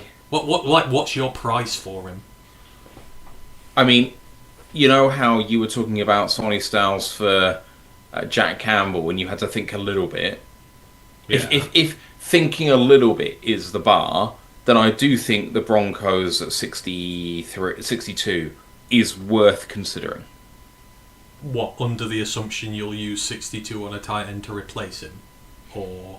not necessarily. I mean, in that range, you've got people like Keontae Scott, potentially. That would also be quite interesting to me. I don't think we have to go tight end high. And I think there are tight ends that are on the open market who you could very well bring in that I would actually really, really like. So tight end is actually not something I'm worrying about. I think we can fix that quite easily. I think that'd be the good thing about getting Charlie Kohler, is it makes it easier to trade Sam if you need to. Because Charlie Kohler's a tight end one in his own right.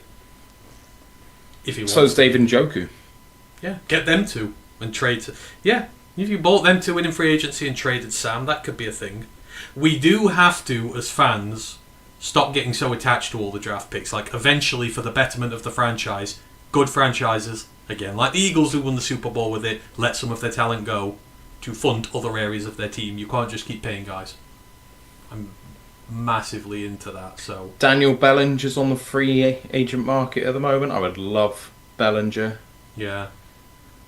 I mean, Isaiah Likely is a free agent. I don't want to get him, really, because I think he's too light for us, but I think that would be interesting. I wonder if you use the draft strategy of trading out of the first round and trading all your 5, 6 and 7s to stay in rounds 2, 3 and 4. I'm not for condensing the picks like that. We need too much depth. We need those day 3 picks this year to provide depth for the team. Like, a lot of depth. We need a special teams linebacker if Malcolm doesn't come back. We need special teams corners. We need tight end depth. We need a third running back. We need a lot with those day 3 picks. I'm not for rolling up all the day 3 picks.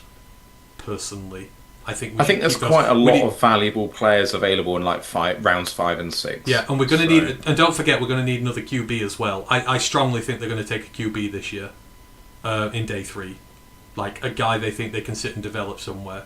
So I would keep the 3, and I don't want to trade out the first round really either. We still need impact players on this team, and you can get them at 30, but you will get a better one at 17. I definitely would take a James Pearce-like deal, though. If someone offered top of the second, first. If someone offered for 17 a top of the second round pick and a future 1, I'd be jumping all over it. It kind of sucks, but I think you've got to. Yeah, but the team really need to do well this year. Yeah, but I don't think you can burn the entire future on the altar of today. I would only do that if you're going to supplement a trade for Max Crosby or someone like that by doing that, then yes. Actually, that would be really fun to trade out of the first round to the top of the second round pick and use the extra one to package for Max, and then you still have a pick this year. Yeah, so you have your top of the second. Essentially, you are giving away both next year's firsts then, potentially, but you're keeping your top round pick this year. Or you could do it in a number of different ways. Or, no, you give up 20... No, you give up 33. You give up next year's first. And then you get Crosby. Or you give up 49 as well. Give up 33, give up 49. Give up a first next year, an extra first next year. Get Crosby. Maybe. Ooh. Okay, how about this? What if the Jets call us and say they want to move up to 17 for 33 and 44? Because I could be tempted by that. See, the Jets are picking at 2. Yeah. It all depends what they want to do.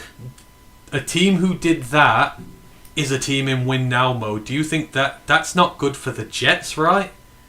Would the Jets rather have 33 and 44 or 17? It's not dissimilar to the trade the Vikings did with us when we moved up to 10. We traded away 32-44. Yeah.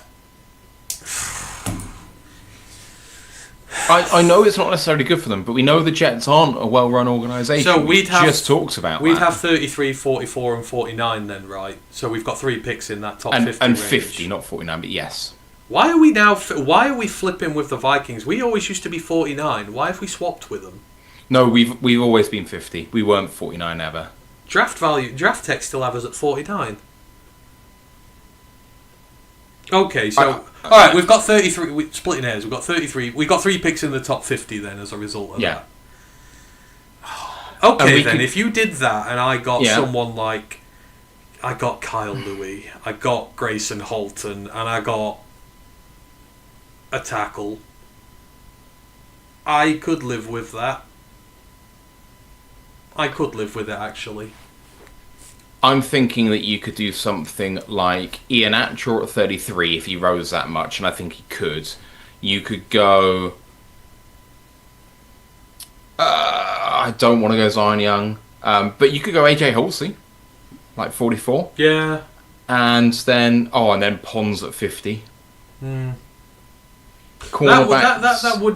would intrigue me, but I and it's with hindsight, I'd need to know that I was getting a player I really liked at 33 to do that. The reason why I say that is you were saying about not trading out because you think the picks are a lot better up there. But actually, I think the strength of the class is like the top half of the second round.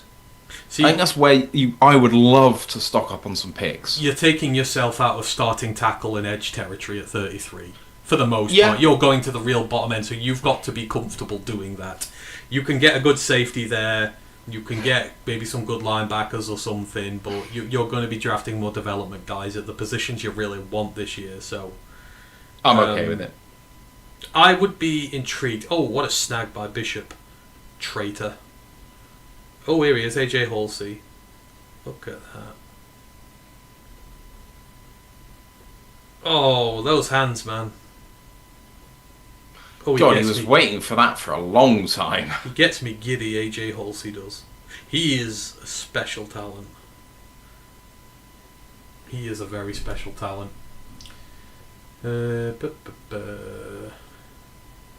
RE Max, free agent, 31-year-old Trey Hendrickson, forecasted 2-year, $50 million deal. Oh, that's a lot. But I guess you could get him in and out before the 23s class kicks in. But would he take 2 years? He's probably going to want longer because it'll be his last contract. He's probably going to want longer than 2 years. Whether a team gives it him or not, who knows, but someone's always stupid enough to overpay for edges. Always. Detroit 7... Oh no, that's Gaviscon's there. Nightowl Kingdom says, what do you guys think about Red Murdoch from Buffalo? I think that guy's going to be the steal of the draft for somebody. He's got Dan Campbell written all over him. It's just like, what's his face last year? Oh Lord, who was the other Buffalo? There was a Buffalo linebacker we were linked with the entire process. Last year. Yeah. Red Murdoch is a very good player. I'm not going to lie. Dolak. Sean Dolak, I can think of it offhand. Yeah. We were linked heavily. Sean Dolak had similar traits to what Red Murdoch does. I don't know where Sean Dolak ended up going. I think he was a UDFA, but Red, if you're going looking linebackers day 3, I have my preferences, which are not him. I would prefer Eric Hunter or Aidan Fisher, but I can see the light there. He's got like 500 odd tackles or something in college. He's a tackling machine. Buffalo may be a bad max side, but their linebackers are tremendous. Ooh, Spears Jennings all over the show there. Sean Dolak, UDFA, signed for the Rams. As a UDFA, he made the 53, played special teams in Game 1, made his first defensive snaps in Week 6 against the Ravens. He ended the season with 25 tackles, 2 TFLs. There you go. Good season. He'll work his way in there. Rams have this innate... The Rams, they know their small school talent. They do it really well. I do like the way they draft the Rams. Very much so. I can see Red Murdoch ending up at an NFC North team for sure. Yeah, he fits the bill. He does. If it's us, I wouldn't mind, honestly. Tackled machine in college. Contra Passing goes, wouldn't mind. Otten. Oh yeah, Cade Otton's another in the tight end rankings. Who would your Uber favourite be? Who would be the tight end you'd want out of them all more than anybody? Out of all of the tight ends in this draft? No, in free agency. Like Kolar and, Otten and all these guys. I mean, we need several, don't we? But the one... just one. Like, the assumption is one comes in free agency, one comes in the draft. That's how you do it. I mean, frankly, I'd take 3 in free agency. Yeah, but I believe we need to bang the room up, but apparently they've got a hard-on for Brock Wright's subpar ass, so... I do like Wright. You know I like Wright. He's never rated above 55 in a blocking discipline. Low-key, I would like Connor Hayward. I know he's a fullback, but that would be very, very nice. Okay, that's fair. You're allowed your opinions. But no, the one I want the most. Let's go. DC Smithers goes, Matt, that's Kwesi in 2022 talking. Yeah, it's true. It's true. Apart from, we're not giving up 10, we're giving up 17. Yeah. The one I want the most is Noah Fant. Okay, that makes sense. What's his face? The Eagles one. Is it Goddard's coming back? Goddard's available now. Yeah. Yeah, Goddard said he's playing another season, so he's only 31. Yeah, but I think he was talking about retiring, wasn't he? But I think so. He says he's coming back for another year, so he's going to play again. According to Spot Track, his market value is $6 million. Who's that? Goddard. Yeah, I think Cole is top 5 tight ends. Cole is probably going to cost a bit more. Spot Track think Kohler's worth $1.3 million. Wait, what? Oh hell yeah! I'll pay him 1.3. 1.7. I should correct myself. 1.7. Oh hell yeah! That'd be like the signing of all signings. Hell, I'd give him like 2.5 and overpay him and make him feel grateful. Whereas they have Likely at 8.8. Because he's a receiving tight end. Yeah. The one who does the dirty blocking. Oh yeah, they don't want to pay him. It's honestly, it's terrible. It's terrible.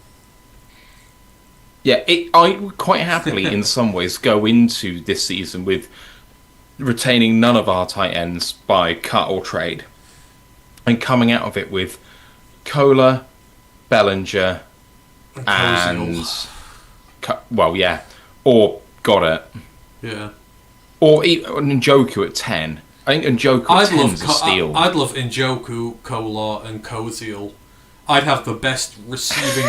I'd have the best receiving trio of tight ends in the league, and they can all. We're coming out with 13 personnel, but we're not blocking with any of them. Good luck. Oh shit, we've got Sam as well. we've forgotten Sam. No. But I was saying trade Sam away for a 2, and you come out with those 3. Oh hell yeah, yeah. I'd do that. I love you, Sam. There's a world where you can do that. I love you, Sam, but not that much. DC Smith is saying Tyler Higbee is BFS with Goff. He is, and he's available apparently for 5.4. I could see that happen. I did mention that yesterday. Is he a free agent? Yep. Intriguing. I think 5.4 is not bad, but he's 33, so he's getting on a little bit. I mean, Taysom Hill's available. In fact, get me some Eli Stowers in the draft as well. We'll do some of that.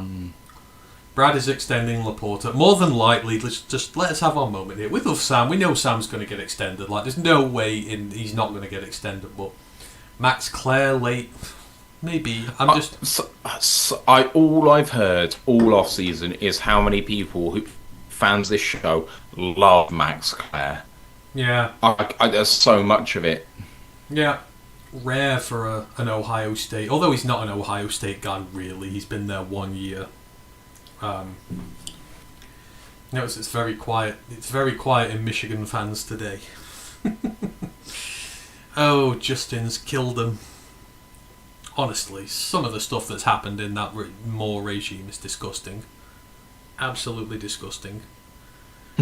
Where were we? My favourite TR end pick is Sam Roush. I know people love Sam Roush. And again, Stanford is usually a school I'm sympathetic to. I can't think of the last Stanford product out of college that I didn't go to bat for in a draft. I'm not keen. He drops a load of easy passes. He's not the best blocker. Like, he's got nothing to hang his hat on. As a day 3 tight end, you've got to have your superpower. That is part of your game and you can do it. He just doesn't have a superpower. I'll just say, by the way, Ken, as well, 222, that's fine if that happens. Per mock draft database, his consensus ranking is 133. So it's almost 100 places higher than where you've got to pick him at 118, and that's just way too rich for me there. Having said that, though, I'm not convinced by mock draft database because it's got Oscar Delp at 119. I just don't like the day 3 tight ends this year at all. There's a few that I like the name, so Tanner Koziol is apparently a day 3 guy, but I think he'll be day 2. The Wyoming tight end is someone that I keep coming back to. Gyllenhaal, yeah. Gyllenborg. He's not Maggie and Jake's one.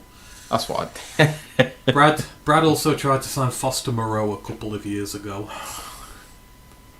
Oh, here's a fun one for you, Matt. Here's a tight end we can get in.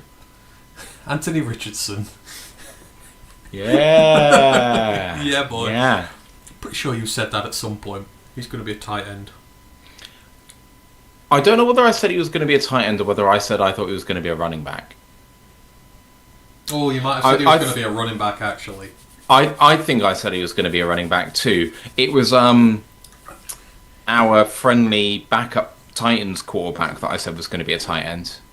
The Mayo Eater. Oh, Will Levis, yes, you did. I still believe that too. That could happen. Well, I don't know with him. He's got dog in him, like... He does.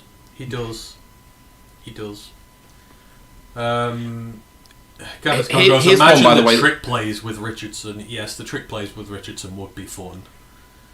But yeah, can you see Ben taking Taysom Hill to the Bears? Because I absolutely can see that happen. The trick plays with Taysom Hill just seems like it would be Ben Johnson's thing. If you're going to do that, you may as well draft Eli Stowers, because he's going to be a lot younger and a lot cheaper to do that with. You say cheaper, but apparently Taysom's going to get $2 million on the open market. Yeah, but Eli Stowers is going to be drafted day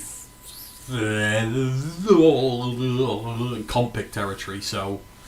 Eli Stowers, mock draft database, the consensus has him at 61. Round 2 pick. Round 2. Well, I mean, he's quarterback, running back, tight end, wide receiver, inside, inline tight end. He literally can do it all really well. 2 years ago, you could see what he was going to be, and he's got a really good arm as well. I would hate Ben getting his hand on Eli Stowers, although I'm still convinced that Sean Payton's going to do that. Like, I'm convinced. If I were to bet any money on any player going to a team, like with Kenneth Grant and the Chargers. Not Kenneth Grant and the Chargers. Yes, Kenneth Grant and the Chargers. No, Kenneth Grant went to Miami. Miami, he did, didn't he? No, if I had to bet my life that a player was going to a team, I would bet that Eli Stowers ends up as a Bronco. A Bronco? Yeah, okay, that makes a lot of sense. Because he'll go back. Because Sean Payton used Taysom Hill a lot. Yeah, and I think he would. And plus, it's if he needs a tight end, that's the tight end he's looking for as well. So it fits several needs for him. It fits his tight end need and his ability to have a trick play guy there. So Ben is going to steal Hill Jr. and I'm going to cry. That's the whole point. Getting invested in draft picks, it's horrible when they get stolen. I know that better than anybody. Not looking at you. It's the Seahawks and the AFC North. They're the ones. Really, you're a Pittsburgh fan waiting to happen. Pittsburgh, Baltimore, and Seattle. They love players I like. So, any Pittsburgh, Baltimore, or Seattle fans around, listen to my pod because I predict most of your players. I hate it. Matthew, have you ever seen a play where Hill was on the field and there wasn't a trick play? I have seen him line up as a tight end and actually be a tight end, if that's what you mean. Yeah. Yes. I think in the grand scheme of things, Chelsea means there is tomfoolery around when he is on the field. Yes, but I think the fun with him is where he is just a traditional player and you do wrinkle in the things. Like, at the moment, he is just a gadget player that you are primarily doing trick stuff with. I agree on that fundamental point. Yeah. Yeah, I think you could do some fun stuff with Stowers and Bo Nix because I reckon Bo Nix could go up and get some good catches. I reckon he's a good receiver. I think so too. Oh, Contrapaston goes, I still want to see Milroe take some running back reps. I think a large part of the draft community said running back. Well, I mean, Seattle made him the third emergency quarterback for a large period of the season. If they lose Kenneth Walker, who knows? They could use him in there if they want to. Yes, DC Smithers, the rumour has it that Seattle are taking Kyle Louis at 32, hence why they would be up on my Uber shit They'd be list. on the shit list, yeah. They were up there when they took Christian Haynes. They took Devin Witherspoon. They took Ricky White. They break my heart every year. If they took Kyle Louis at 32, I would be furious. If just for the fact I know he's going to do incredibly well there. Okay, but we could just take Jacob Rodriguez at 50 and we'd be fine. You know what, you say that, I wouldn't mind that. Jacob Rodriguez. No, I wasn't joking. Yeah, Jacob Rodriguez and Jack Campbell would be the best pair of linebackers in the NFL. Miss me with the hate. They honestly would. He is fantastic. Carlton goes, heard yesterday on NFL that someone suggested converting Lander Barton to tight end. No, that is a fact. That's not a rumour. He has been asked to play tight end for teams at the Combine. They are looking at moving him. He's a little too tall to play linebacker effectively. Like, Lander Barton's technically a star as well. It kind of just doesn't fit that role. I think he would probably work better as a tight end. So, teams are asking him to play tight end, and they will probably create sub packages and stuff for him on one side of the ball so he can be a two-way player. It just adds his value up on day 3. So, but they are definitely asking him to do that. That was that came out last week. I think it was we first heard about that. So yeah, he is.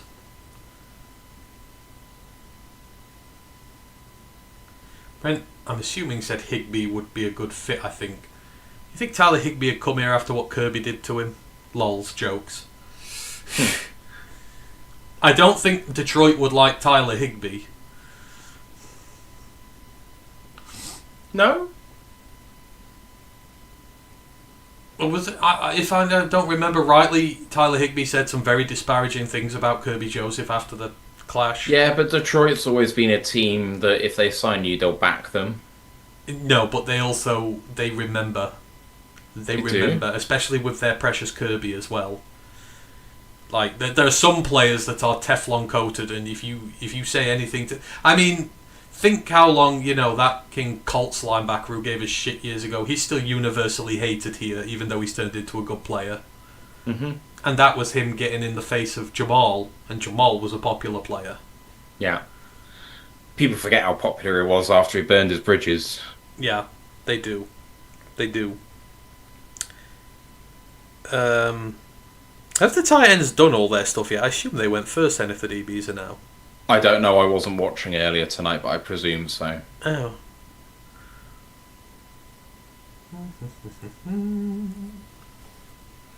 Got everything. Is Foster Moreau still in the league now?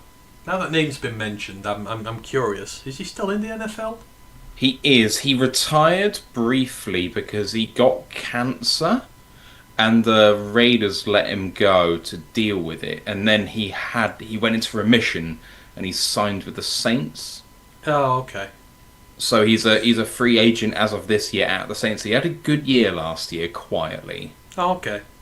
Do you think they'd make another run at him? The Saints? No, us. Oh, yeah, I think we would. I think we could, for sure. Carlton Ghost don't remember seeing the Titans. Maybe the Titans have not been in yet. Well, so yesterday the coverage lasted until what, 1:30, 2 o'clock? Yeah, it seemed to start a lot earlier today, though. I don't. Ooh, Bud Clark with a slip. Here's Bishop. Oh, good hands, Bishop. Good hands. He's in play at 118. If we've not taken a safety by then. AJ. Look at him. Man mountain. Smooth. Oh. Good hands from Dalton Johnson. Good hands.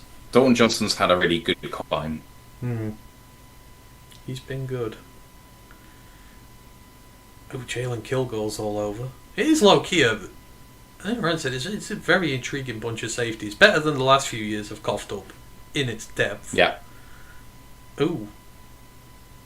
EMW with a bit of a trip there. I love all the shit talk that they're giving them on the field. It's a show me what you can do, Toledo. To McNeil Warren. Oh, Louis so good. He's just older. Someone is going to take Louis Moore and get a star out of him right away. I don't think his age is going to matter at all. This is the one I want. I want Xavier Nwankpa. Can't go wrong with an Iowa DB. They're usually pretty good. I've only just noticed this is a Terrell Austin drill, as in former Lions DC. Oh god, yeah. Many a year ago. Robert's up. Don't mind Robert. His drills have looked a bit finicky so far. Slipped, but good catch. Ooh. Kept that good. Feels like they're running on ice. Yeah, it seems so slippery out there. Nice. Good catch from Lorenzo. Oh.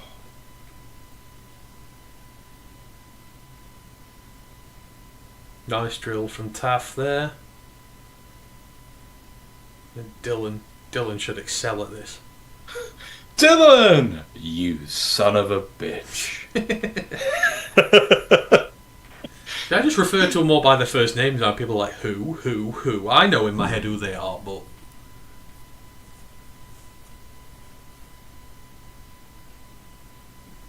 Yeah, it's a fun year to need a safety.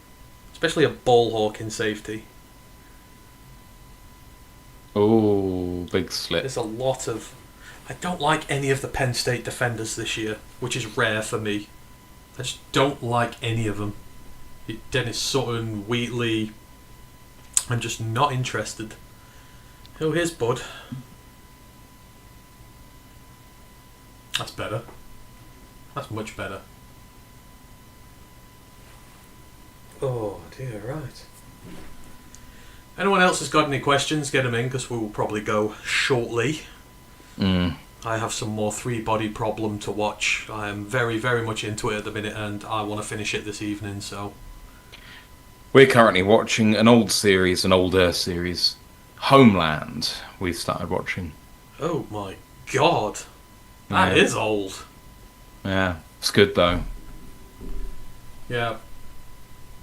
I try and watch something newer and then something older and do it in order. Like, I'm going back to True Detective after this.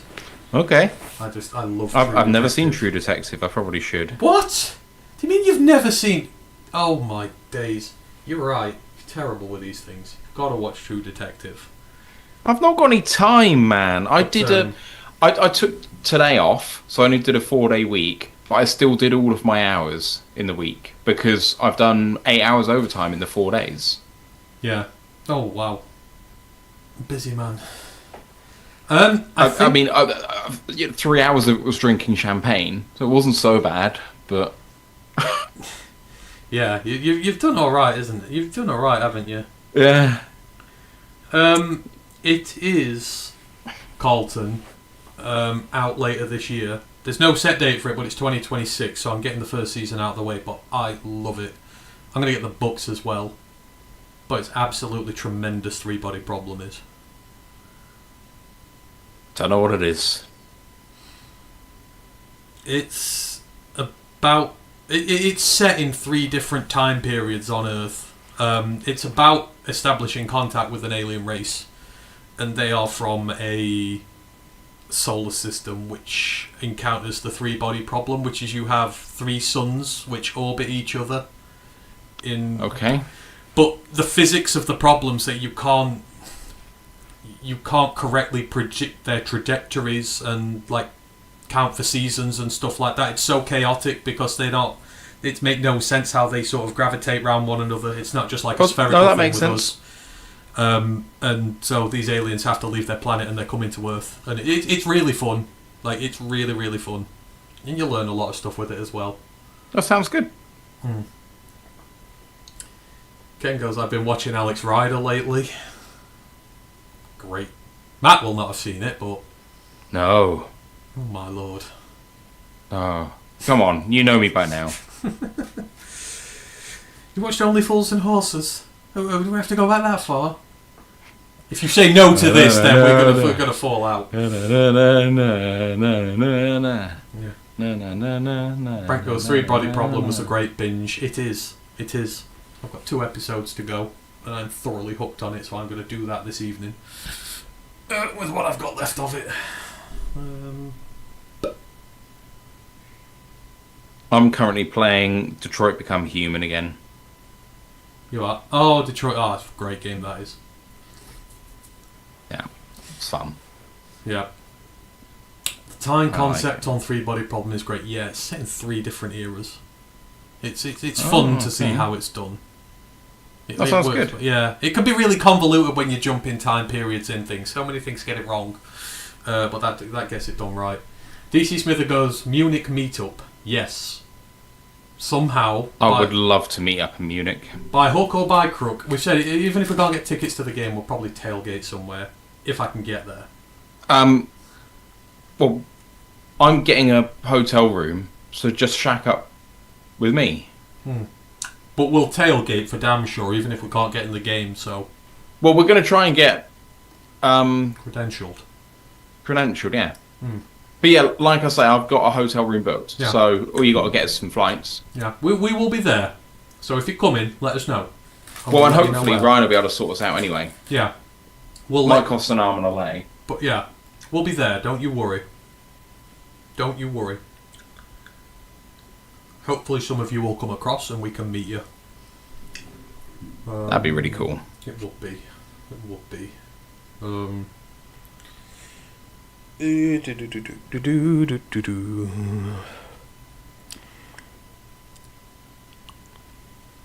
Right, what are we on? Right, you've got 5 minutes. 5 minutes, any more questions, then we will get out of here. Get out of here at 10 to. Get out of here. Get out of here. The drills are I will watch the tight ends another day. Again, I'm not really interested in them this year outside of Tanakoziel, so it is what it is. Ooh, Bud look good. Your Bud look good. Oh. Little slip, but look good.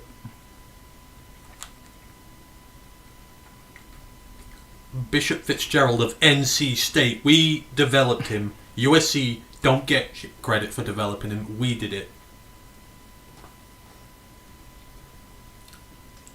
For players at a college for 1 year, they shouldn't be able to claim him. I agree. That is my rule. They should not be able to claim him.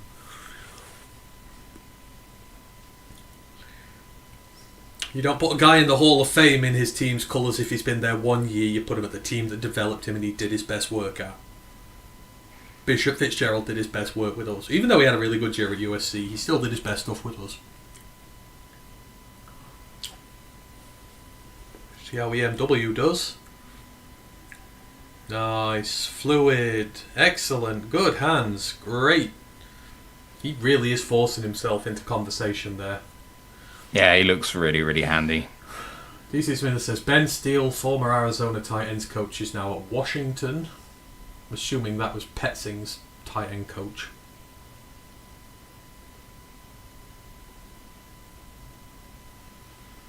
Brent goes, new video out about the Jets considering firing AG because he was caught sleeping at the combine. That was quite funny, that was. It was hilarious. I've done like a little, I've done mock-ups in my head of what people are saying to him through the headphones, and I just made myself laugh for ages. It's so funny what you can just, some of the stuff in there. Yeah, he did. Again, this just delegitimizes the combine a bit when they're falling asleep. Like, oh, what am I doing? Like, more and more teams are just not showing up to the combine now, and I think it's only going to get more. Like, there's no Rams, no Jags this year. I think there's a third team who's not there as well. Just used to be the Rams, but it's getting more and more. AG is under a massive spotlight, though. It feels like, for something that normal people would do that we would not get critiqued too much for, it feels like Aaron Glenn will get criticised for now because of that first year in New York. Yeah, he has to be perfecter than perfect. Yeah. You know, you've got to kind of show you're committed to the cause, even if you're at the combine. Like, falling, it's not a good look for him. No, it's not. You know, you want to be engaged. You would never see Dan fall asleep at an event like this. Absolutely not. Yeah. Because he'd see it as a mark of respect to the people trying to do their thing. Yeah. This is interesting. Any idea why teams don't announce their own players have signed contract extensions now? Surely they aren't all waiting until the new season starts. My initial thought to this would be because a lot of players will at least want to hit near free agency to see what teams are going to offer them. I don't think they're going to take a deal that a team puts up for them. I think it's very hard to get a deal done before free agency starts, unless you give them good money. Once the combine's done, maybe, because teams will talk with agents at the combine, and by the time you leave the combine, a lot of free agents, their agents will know the lay of the land and the amount of interest in these players, so they might go, actually, stay with this team because there's not many people interested in you or going to pay you much money. That would be the only thing I'd say, because I would prefer the Lions to be doing more business right now. I admit I'm a little disappointed by how little business they've done, but I don't think before free agents, I think it'd be very tough right now, right, Matt? If you're an impending free agent, you want to wait a bit, right? Well, and Jeff Risden on the Daily DLP said that you learn more about free agency at the combine as a media person than you do about the draft.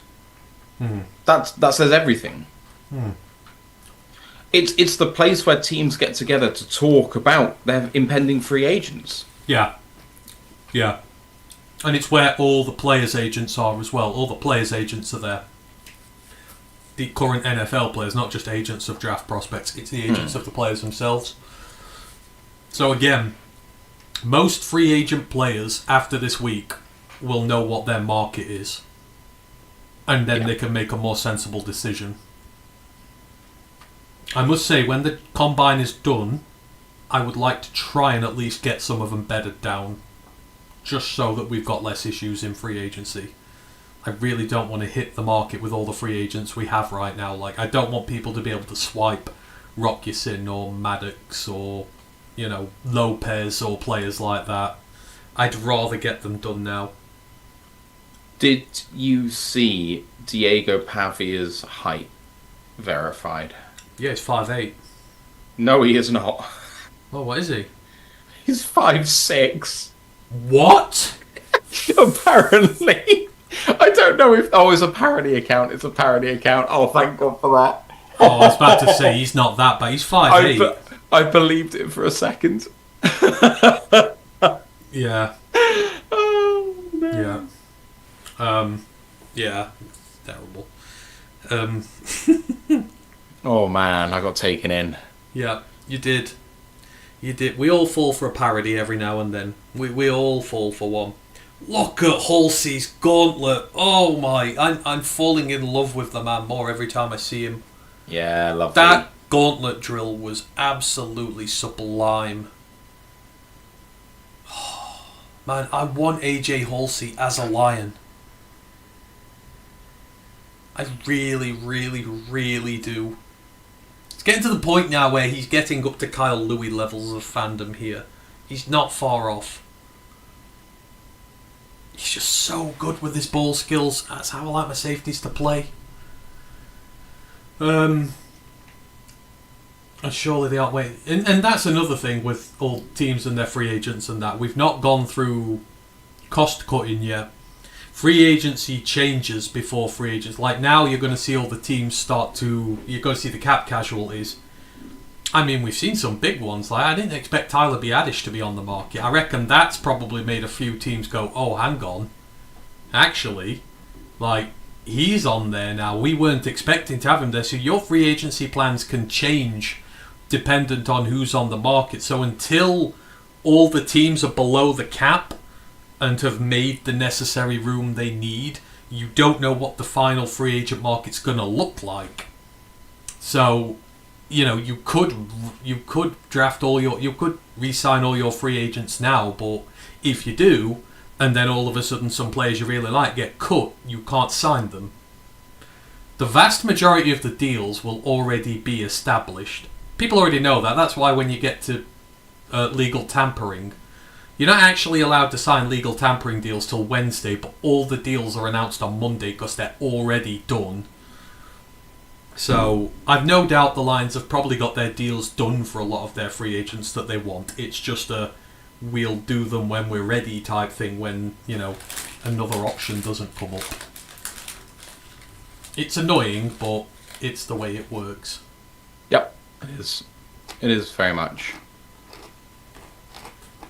I feel for AJ, him saying play calling was his superpower was quite something. Yes, that's a quote that's going to forever stick with him. Like Matt Patricia, his play calling was his superpower. And how good was that? I'm waiting till... Brent says, I'm waiting till after free agency to do my first mock draft while some channels are on mock draft 60. Yeah, I hate doing early mock drafts. I will not do it till free agency is done either. Or the combine at the very earliest. Because, yeah, it's just a potluck. DC Smith goes, thoughts on Biadasz and Cushenberry if healthy. Biadasz is good, Cushenberry sucks. That's mine. I don't know if yours is different. No, with you. Yeah, I take Biadasz, but Cushenberry is a no-no. Linebacker Eric Gentry's height shocked me, 6'6", 225. Yeah, he is the positionless player. No one literally knows where to play Eric Gentry. He's a linebacker by trade, but that's too tall. He can't play at linebacker. He's too light to play at edge. And he doesn't really play at safety, like his best position. But even safety, that's too tall. Like, you've got to be a good run defender when you're having to sort of stoop down and it's not good. He is literally a positionless player. Nobody knows where to play him. Even people I know in the draft business, when you say, where's he going to play? Nobody knows. He is literally a unicorn positionless player. At that height, 6'6", he needs to put on 30 pounds and go to the edge. But he's never really done that before, so... I have no idea. I am fascinated to see where a team drafts him and plays him next year. Patricia got praise before the Ohio State play from the Ohio State players at the combine. Of course he would. He's their coordinator, and they've got to be nice. They wouldn't get good marks in their interviews if they said my D coordinator at school was shite. And to be fair, his stats were pretty good last year. So, it is what it is. It was a good defence. As the safeties finish their drills, I think with that, so shall we. I think that's a good idea. Is there anything else you want to get off your chest before we get out of here? No, I'm good, man. Alright, well, thank you everybody for joining us for another Friday night Q&A. Hope you've enjoyed it. Had a lot to chat about, so we appreciate all the questions. We appreciate all of you being here with us. It's been good fun. You will probably see us again on Monday now. When all the combine stuff is done. I don't think you would see us before then, so have a great weekend, everybody. Enjoy it. Watch lots of good TV shows and stuff like I'm about to do. And yeah, we will see you again soon. Thank you, Matthew. It's been fun. Yes. And we shall see you again on the Monday. One Pride, World Ride. Take care, everybody. One Pride.